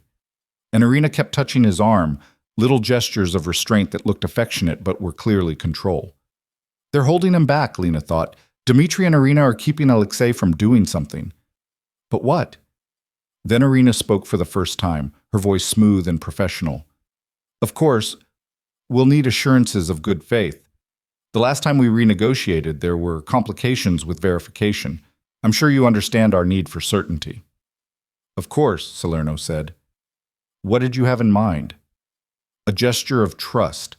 Perhaps you could share details of your operations at the Philadelphia terminal? Just enough to verify that the numbers you're reporting match reality. Lena's pen froze on the notepad. That was a trap. Sharing operational details was tantamount to handing over strategic intelligence. Information the Volkovs could use to undercut Salerno's position, or worse, to plan a hostile takeover. Salerno smiled, but it was the smile of a predator who'd just spotted prey trying to hide. The Philadelphia terminal is outside the scope of this agreement, Irina. Surely you can find another method of verification. Of course, Irina said smoothly, not missing a beat. I simply thought transparency would ease concerns on both sides. She was testing him, Lena realized. Seeing if Salerno would volunteer weakness would show his hand too early, and from the way Dmitri's eyes flickered to his sister, he hadn't known she was going to make that particular play. But Alexei had known. His tension had spiked the moment before Irina spoke, like he'd been waiting for that exact moment. His hand had moved fractionally toward his jacket, not far enough to be threatening, but enough that Lena noticed. He's armed, she thought, and he's waiting for something. Lena's training kicked in. She set down her pen, the gesture casual, and reached up to brush a strand of hair from her face. Her fingers touched her ear, the signal for serious threat. Salerno didn't react overtly, but she saw the minute shift in his posture, the way his attention sharpened without his expression changing. Across the table, Maya's hand had moved to her side, ready. I think we've made excellent progress, Dmitri said, apparently oblivious to the undercurrent of tension. Perhaps we should formalize the agreement. Sign the contracts Irina prepared? Irina pulled a folder from her briefcase, slid it across the table to Salerno. Standard terms, adjusted for the new percentages we discussed. I think you'll find everything in order. Salerno didn't touch the folder. Instead, he looked directly at Dmitri, his expression hardening. Before I sign anything, I want to hear from your son. Alexei's been very quiet. I'd like to know if he agrees with these terms. The room went absolutely silent. Alexei's face flushed dark red. Irina's hand tightened on his arm, her nails digging in hard enough that Lena saw him wince. But Dmitri was looking at his son with something that might have been disappointment or resignation. My son's opinion is not relevant to this negotiation, Dmitri said carefully. Isn't it? Salerno leaned back in his chair, his eyes never leaving Alexei. Because from where I'm sitting, it looks like Alexei has some thoughts he's been dying to share, and I think we'd all benefit from hearing them. Alexei jerked his arm free from Irina's grip, half standing. You want to know what I think? I think this is weakness. I think my father is negotiating with someone who should be bowing, not bargaining. Alexei, Dmitri's voice was sharp, commanding. Sit down. No. Alexei was fully standing now, his hand definitely moving toward his jacket. I'm tired of watching us grovel for scraps. We control the ports. We control access. Without us, your entire operation collapses. And you're offering us what? A few extra percentage points? It's insulting. Lena's hand moved to her notepad, setting it down flat on the desk, the signal for imminent danger. Everything happened simultaneously. Salerno's men were on their feet, weapons clearing holsters. Maya had her gun trained on Alexei before he'd finished speaking. Marcus moved to block the kitchen entrance, cutting off the Volkov's bodyguards from potential reinforcement. But the Volkov's bodyguards didn't move. They stood frozen, looking at Dmitri for orders that didn't come. Because Dmitri had his own gun out, and it was pointed at his son. "I said sit down," Dmitri repeated, his voice deadly calm. Alexei stared at his father, shock and fury warring across his face. "You're choosing them over your own blood? I'm choosing survival over stupidity." Dmitri's hand was rock steady, his aim unwavering. "You think I didn't know about your plan? You think I didn't see you recruiting my own men, making promises about what you'd do when you were in charge?" Irina's expression had shifted from controlled calm to something harder, more calculating. She wasn't looking at Alexei anymore. She was watching Salerno, assessing whether this revelation changed the negotiations' dynamics. "Your son was planning a coup," Salerno said to Dmitri. It wasn't a question. "My son is young and foolish," Dmitri replied, his gun still trained on Alexei. "He doesn't understand that real power comes from discipline, not aggression, from keeping your word, not breaking it for temporary advantage." Alexei's laugh was bitter, desperate. "You've gone soft, both of you, making deals with Americans like we're equals, but we're not equals. We're predators, and they're prey. And that's why you'll never lead this family," Dmitri said quietly, "because you can't tell the difference between strength and brutality." Lena watched the scene unfold with clinical detachment, her training overriding her fear. This was the crisis point, the moment where the situation would either de-escalate or explode into violence. Everything depended on what happened in the next 30 seconds. Salerno stood slowly, his hands visible and empty. "Dmitri, I appreciate you handling your family business, but I need to know, is this agreement real, or was it bait for a trap your son was planning?" Dmitri's expression was grim. "The agreement is real. I want peace, want continued cooperation. But my son convinced 3 of my men that war was more profitable." He gestured with his free hand to his bodyguards. "These 2 remained loyal. The other 3 are waiting outside, expecting a signal from Alexei that would start an attack." "How many men total?" Salerno's voice was clipped, tactical. 8 outside, counting the 3 traitors, all heavily armed." Dmitri's eyes flickered to Irina. "My sister knew about the plot, but hoped to use it as leverage, to force you into accepting worse terms under threat of violence." Irina didn't deny it. Her expression remained neutral, professional, like she was discussing quarterly earnings rather than attempted murder. Lena's mind raced, processing the implications. This wasn't just a failed negotiation. It was a 3-way power play. Alexei wanted war, Irina wanted advantage, and Dmitri wanted stability, even if it meant turning against his own blood. "I have a proposal," Salerno said. "You handle your son and your traitors. I'll pretend this negotiation went smoothly, that we reached terms we're both happy with. And Irina," his gaze shifted to her, cold as winter, "you remember that attempted manipulation is a dangerous game when both sides can play it." Irina's smile was slight, respectful. "I underestimated you. It won't happen again." "See that it doesn't." Dmitri lowered his gun fractionally, though it remained pointed at Alexei. "And what assurance do I have that you won't use this against us? That you won't take advantage of our moment of weakness?" "You have my word," Salerno said simply, "which, as you just demonstrated, is worth more than blood ties in this business." The 2 men stared at each other for a long moment, decades of violence and negotiation passing between them in silence. Then Dmitri nodded. "Alexei, you're done. You're out of the family business, out of the organization. If I see you again, I'll kill you myself." His voice was flat, emotionless, delivering the death sentence of exile like he was reading a grocery list. Alexei's face went white. "Father, you can't." "I can, and I have." Dmitri gestured to his bodyguards. "Take him. Put him on a plane to Moscow. Let him explain to our cousins why he's been disowned." The bodyguards moved forward, grabbed Alexei by both arms. He struggled, shouting in Russian, but they dragged him toward the door with professional efficiency. His last look before disappearing was pure hatred, directed equally at his father and at Salerno. When the door closed, the room exhaled collectively. Dmitri sat down heavily, suddenly looking every one of his 60-plus years. "I apologize for this embarrassment. It won't happen again." "Family is complicated," Salerno said, sitting as well. "I recently had to handle a similar situation with my nephew. I understand the necessity." Irina was the only one who looked unshaken by the scene. She pulled out her phone, typed quickly, then set it aside. "I've told our remaining men to stand down. The 3 traitors will be dealt with appropriately." "Good." Salerno picked up the contract folder, flipped through it quickly, then signed the final page with a pen from his jacket. "I believe we have an agreement." Dmitri signed as well, his signature steady despite what had just happened. "To continued cooperation." They shook hands again, and this time it felt genuine. 2 men who'd just survived a crisis together, who'd chosen stability over chaos. The Volkovs stood to leave. Irina paused at the door, looking back at Lena with an expression that might have been respect.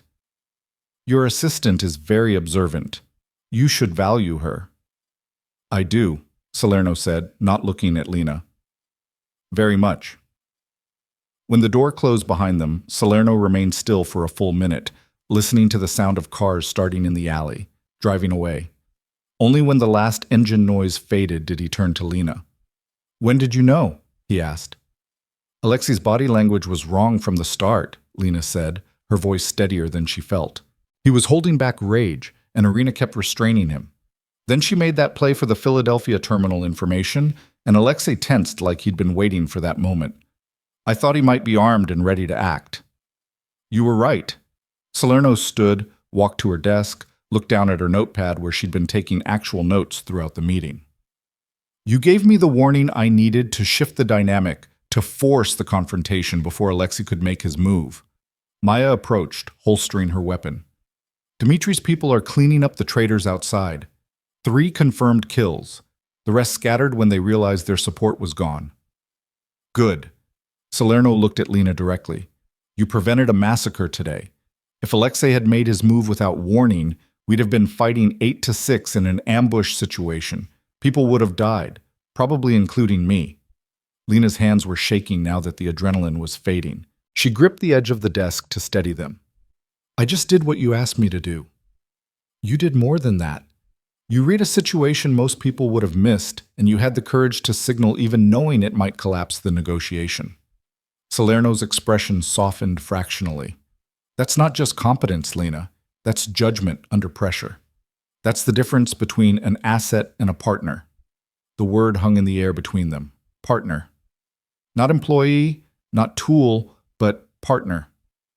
"I told you we'd renegotiate once you proved yourself," Salerno continued. "Consider yourself proven. From now on, you're not just someone who takes notes and watches.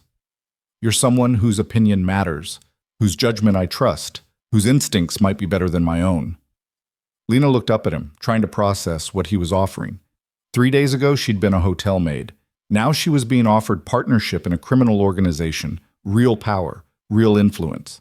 The old Lena would have been horrified. The new Lena felt something else entirely. Pride, satisfaction, the fierce joy of being valued for exactly what she was. "What does partnership mean exactly?" she asked.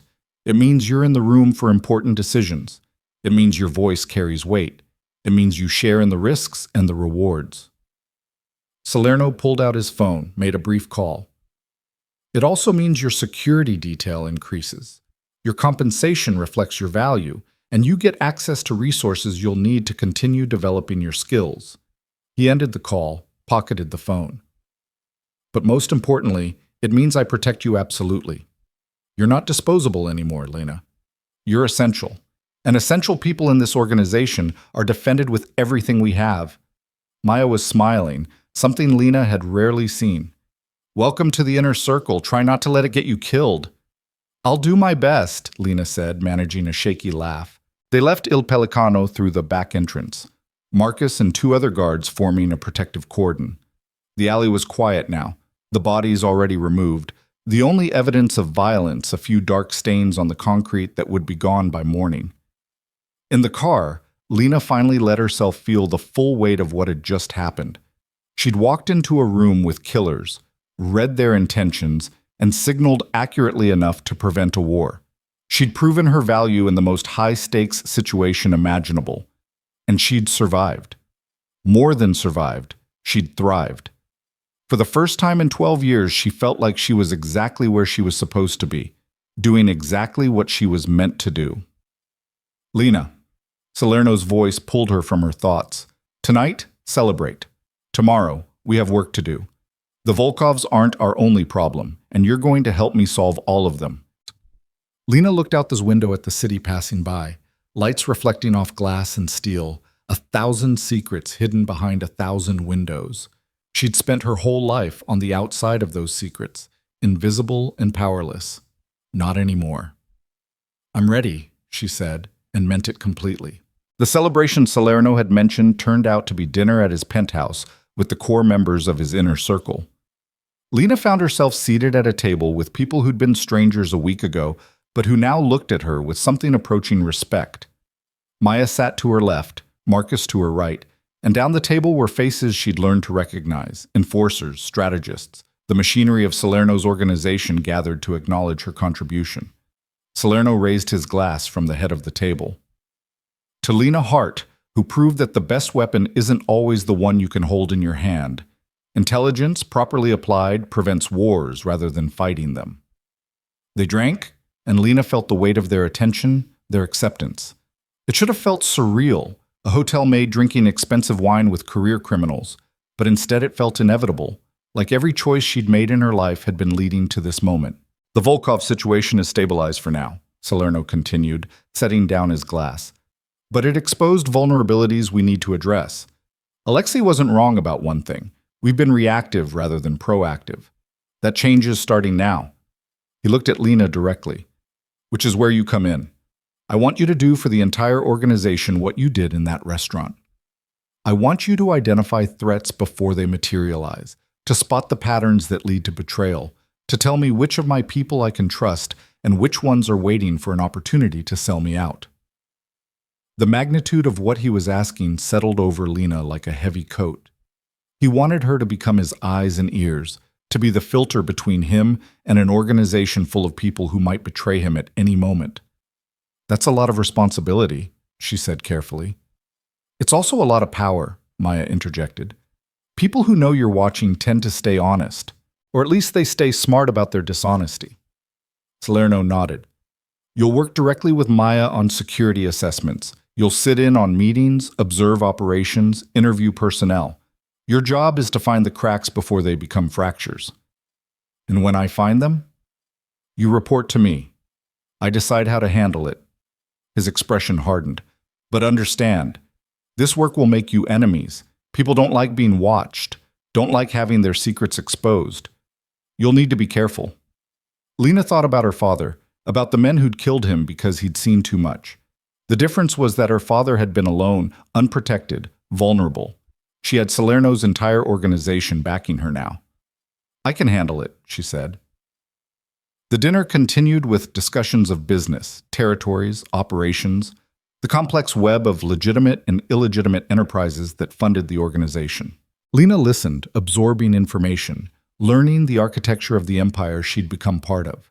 It was vast and intricate, stretching across states and industries, a shadow economy that operated parallel to the legal world. Later that night, back in her apartment, Lena stood at the window looking out at the city.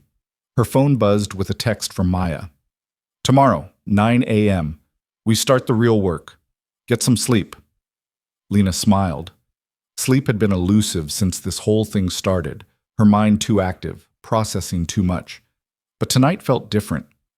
Tonight she felt settled, certain, like she'd finally found the place where she belonged. The next 3 months passed in a blur of activity. Lena shadowed Maya through every aspect of the organization, learning to read not just individuals but entire systems. She sat in on strategy meetings, observed money transfers, watched how disputes were resolved and how alliances were maintained. And everywhere she went, she watched for the signs, the micro-expressions of deception, the behavioral patterns that preceded betrayal. She found her first real threat in week 5. A mid-level enforcer named Tommy Greco, who'd been with the organization for 8 years, trusted and reliable. But Lena noticed how he responded when certain names were mentioned in meetings, the way his jaw would tighten when discussing the waterfront operations, the pattern of phone calls he made after specific conversations. She spent 2 weeks watching him, documenting patterns, until she was certain. Then she brought her findings to Salerno. Tommy Greco is feeding information to the Castellano family, she said, laying out her evidence. Not constantly, just strategic details about our waterfront operations, enough to give them an edge without being obvious. Salerno reviewed her documentation with the focused intensity she'd come to recognize. Call logs, behavioral observations, timeline analysis. She'd built an airtight case. "How certain are you?" he asked. 95%. The only thing I don't have is direct proof of contact, but the pattern is clear. Salerno was quiet for a long moment, then picked up his phone. "Bring Tommy Greco to the office. Tell him it's about the waterfront project."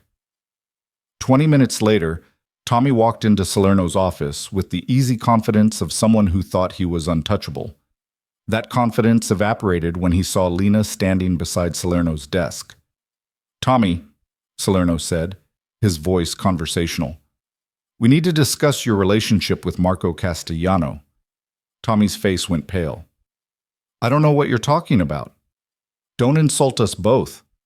Salerno slid Lena's report across the desk. "We have documentation going back 6 weeks.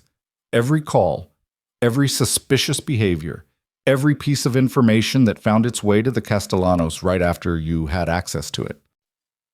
Tommy looked at the report, then at Lena, and his expression shifted from fear to rage. You've been watching me. You've been doing my job," Lena interrupted, her voice steady, "which is protecting this organization from people who would betray it." "I've been loyal for 8 years, Tommy said, turning back to Salerno. 8 years, and you're going to take the word of some maid you picked up a few months ago?" "I'm taking the word of someone who's been right about every assessment she's made," Salerno corrected. "But I'm willing to give you a chance to explain. Why were you feeding information to the Castellanos?" Tommy's shoulders slumped. The fight went out of him all at once, replaced by resignation. "They have my sister. They grabbed her 3 months ago, said if I didn't cooperate, they'd kill her." The room went silent. Lena felt a twist of sympathy. Tommy hadn't betrayed them for money or ambition, but for family. It was understandable, even honorable in a twisted way. But Salerno's expression didn't soften. "Why didn't you come to me?" "Because I was afraid you'd write her off as acceptable loss, that you'd prioritize the organization over one person. So instead you endangered everyone in this organization, gave our enemies intelligence that could get people killed, and hoped I'd never find out." Salerno stood, walked around the desk. "You made a choice, Tommy.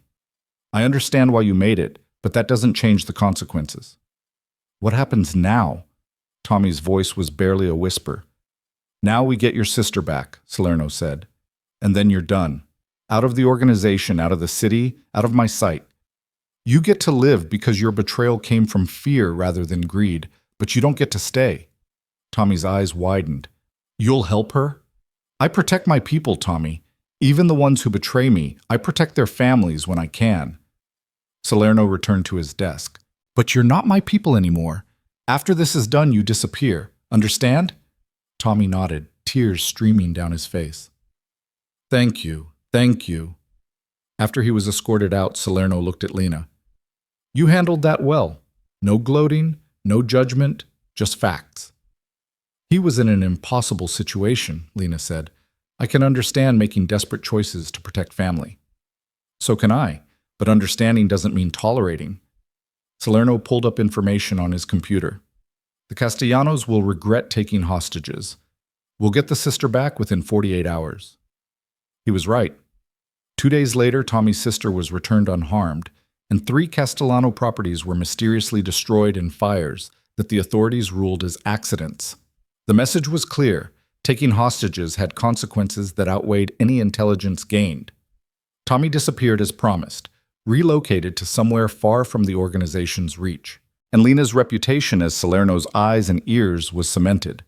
Over the following months, she identified 2 more potential threats: an accountant skimming money who thought he was too smart to get caught, and a driver who'd been recruited by federal agents to wear a wire. Both were handled quietly, efficiently, with minimal disruption to operations. But the work was taking its toll. Lena found herself constantly vigilant, constantly analyzing, unable to turn off the part of her brain that looked for deception in every interaction.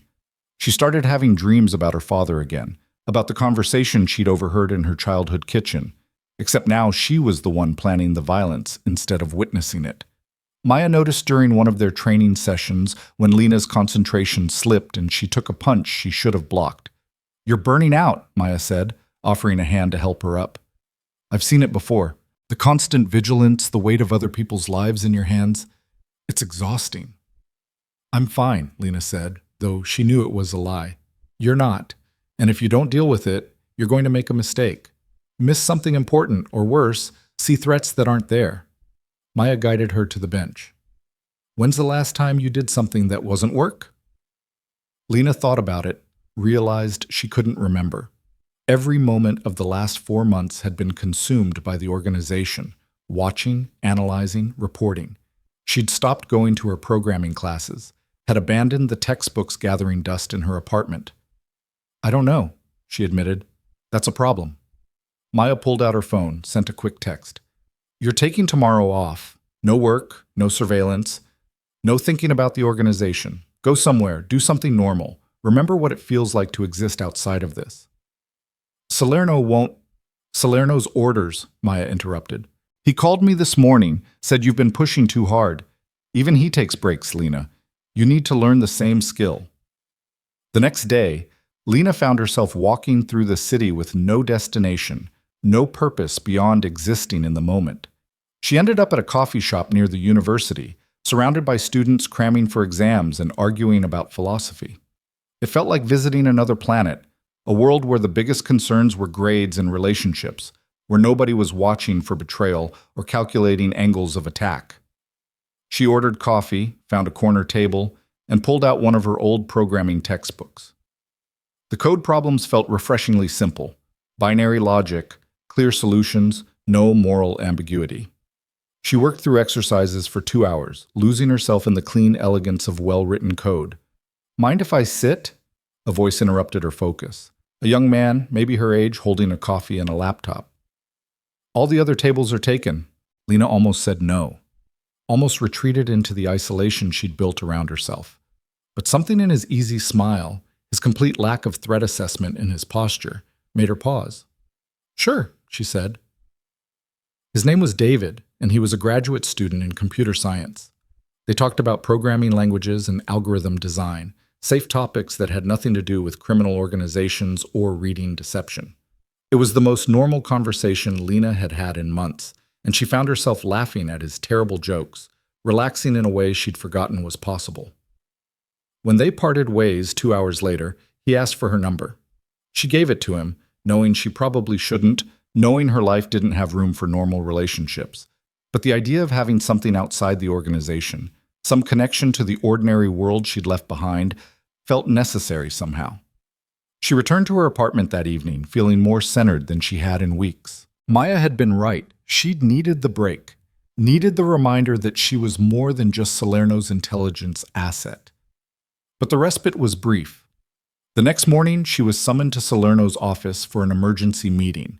When she arrived, she found him with Sarah Chen, the attorney, both looking grim. "We have a problem," Salerno said without preamble. "Federal investigation. Someone's been feeding the FBI detailed information about our operations for the last 6 months." Lena's stomach dropped. An informant?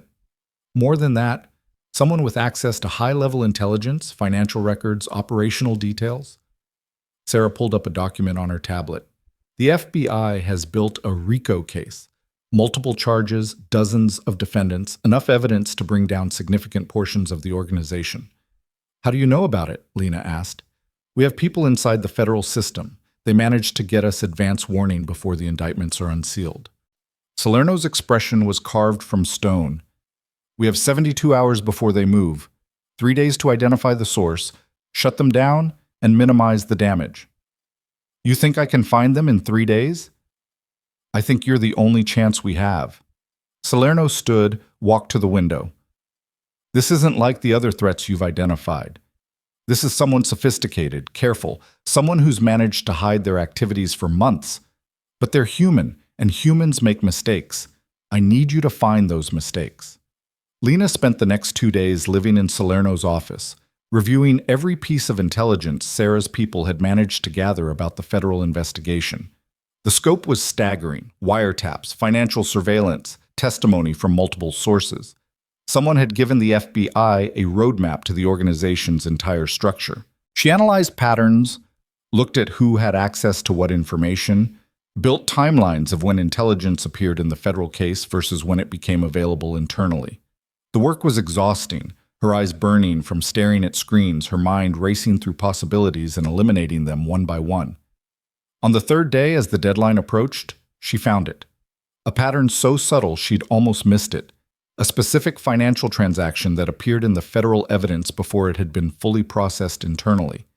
The only people who would have had access to that transaction in its preliminary form were Salerno himself, Sarah Chen, and one other person. Marcus Chen, the head of her security detail, Sarah's husband. Lena's hands were shaking as she brought her findings to Salerno. I need to be wrong about this. Salerno reviewed her evidence, his face going progressively darker. You're not wrong. He called Marcus into the office. The man who'd protected Lena for months, who'd coordinated her security, who'd been a constant presence in her new life. He walked in looking concerned, professional, competent. We have a problem, Salerno said, and something in his tone made Marcus's expression change.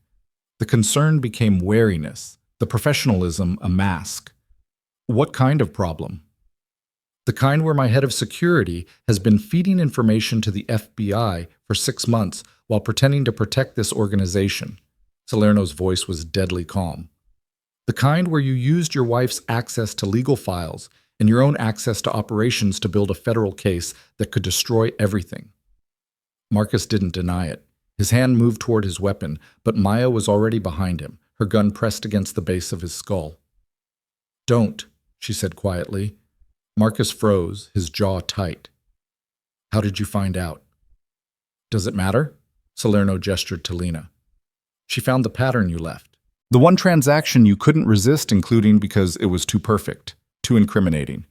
And it gave you away. I had my reasons, Marcus said, his voice hard. This organization ruins lives, destroys families. Someone needed to stop it. So you became a traitor. Salerno's expression was ice. You took my money, my trust, my protection, and you sold us all out to federal prosecutors. How long were you planning this? 2 years. Since my daughter died from an overdose she got from one of your dealers. Marcus's voice broke slightly. You say you don't touch drugs, but your people do. Your organization enables the trade even if you don't directly participate. She was 16, Victor. 16 years old. The room went silent. Lena felt the weight of Marcus's grief, the terrible logic that had led him from loyal employee to federal informant. He'd lost his daughter and blamed the world that had failed to protect her. I'm sorry about your daughter, Salerno said, and he sounded like he meant it. But you know the rules, Marcus. The ones you agreed to when you joined this organization. Betrayal has only one consequence. I know. Marcus stood straight, his composure returning. I've known since the moment I made my first call to the FBI. I accepted the cost. What about Sarah? Lena asked. Did she know? Sarah's innocent, Marcus said immediately. She gave me access without knowing what I was doing with it. Whatever happens to me, she walks away clean. Salerno looked at Maya. Verify that. If Sarah was involved, she answers for it. If she was used, she's protected. Maya nodded, her gun still trained on Marcus. What about him? Salerno was quiet for a long moment, studying the man who'd betrayed him, seeing something in Marcus's face that Lena couldn't read. Finally, he spoke. The indictments are coming regardless of what we do now. Killing Marcus doesn't stop them, doesn't protect anyone. It just adds another body to the count. He walked to his desk, pulled out a phone. I'm going to offer you something I've never offered a traitor before, Marcus. A choice. What kind of choice?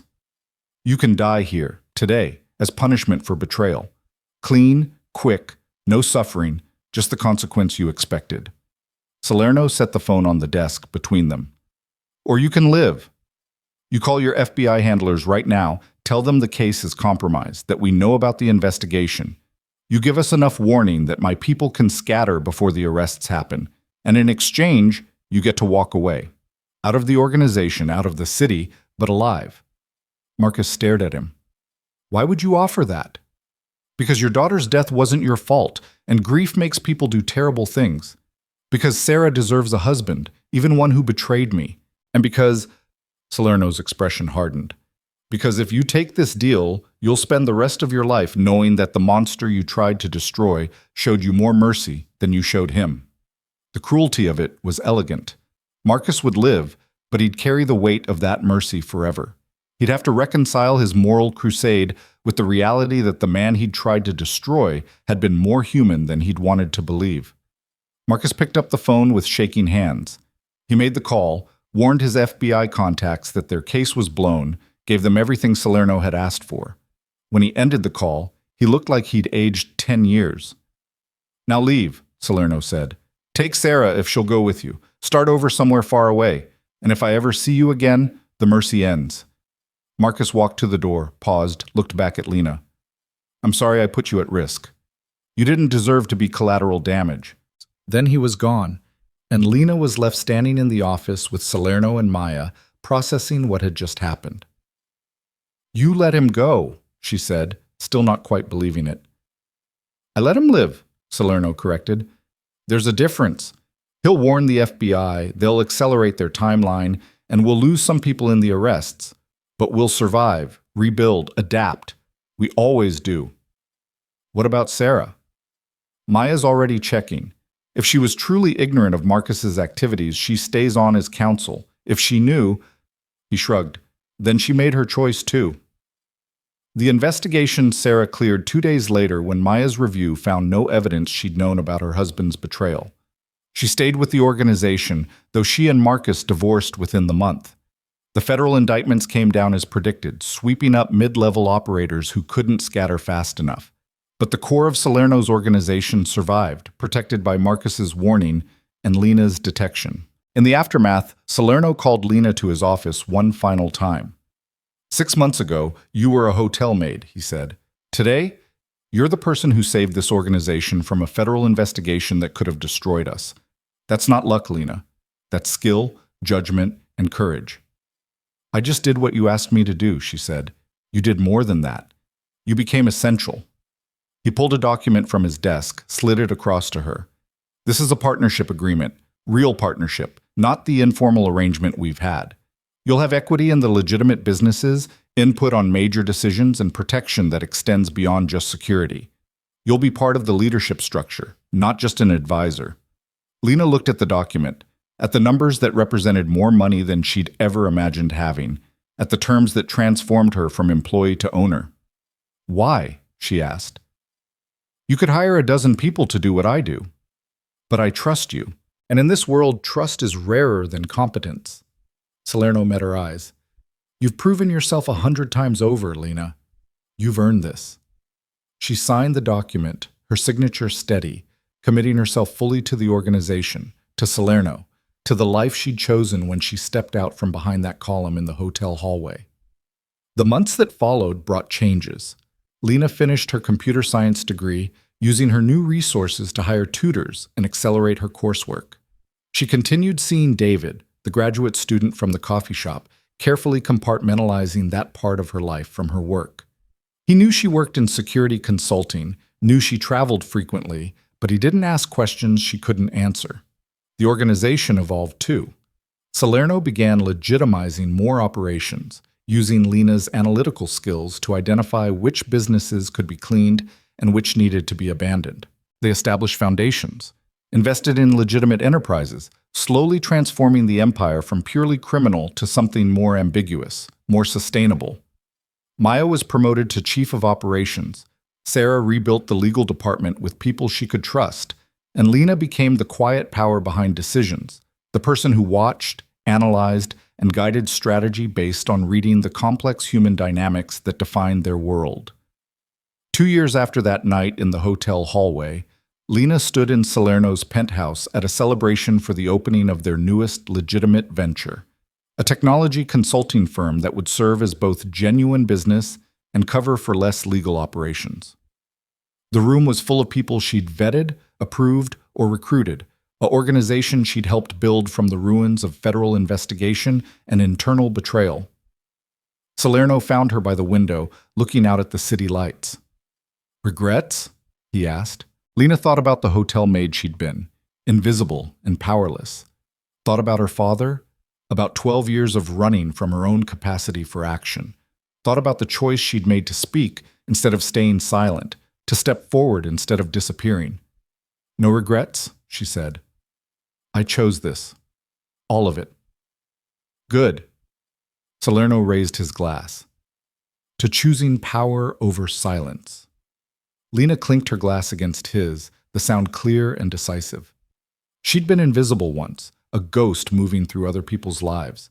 Now she was visible, essential, powerful. Not because someone had given her power, but because she'd claimed it for herself. The maid who once cleaned mirrors had learned to see through them instead, to read the truth beneath the surface, to transform observation into influence. She'd become the woman who stood beside dangerous men rather than serving them, who shaped outcomes rather than enduring them, who chose every day to be essential rather than invisible. Outside, the city spread before her like a puzzle she'd learned to solve. And Lena Hart, once invisible, now indispensable, smiled at the reflection in the glass. A woman who'd saved herself by choosing to save someone else first, and in doing so, had built an empire from instinct and courage. She'd stopped being the person things happened to. She'd become the person who made things happen. And that transformation, born in a hotel hallway with a choice between silence and truth, had given her something she'd never had before. A future she controlled, a life she'd chosen, power earned through seeing what others missed and having the courage to speak when silence would have been safer. The invisible woman had become unforgettable, and she would never disappear again.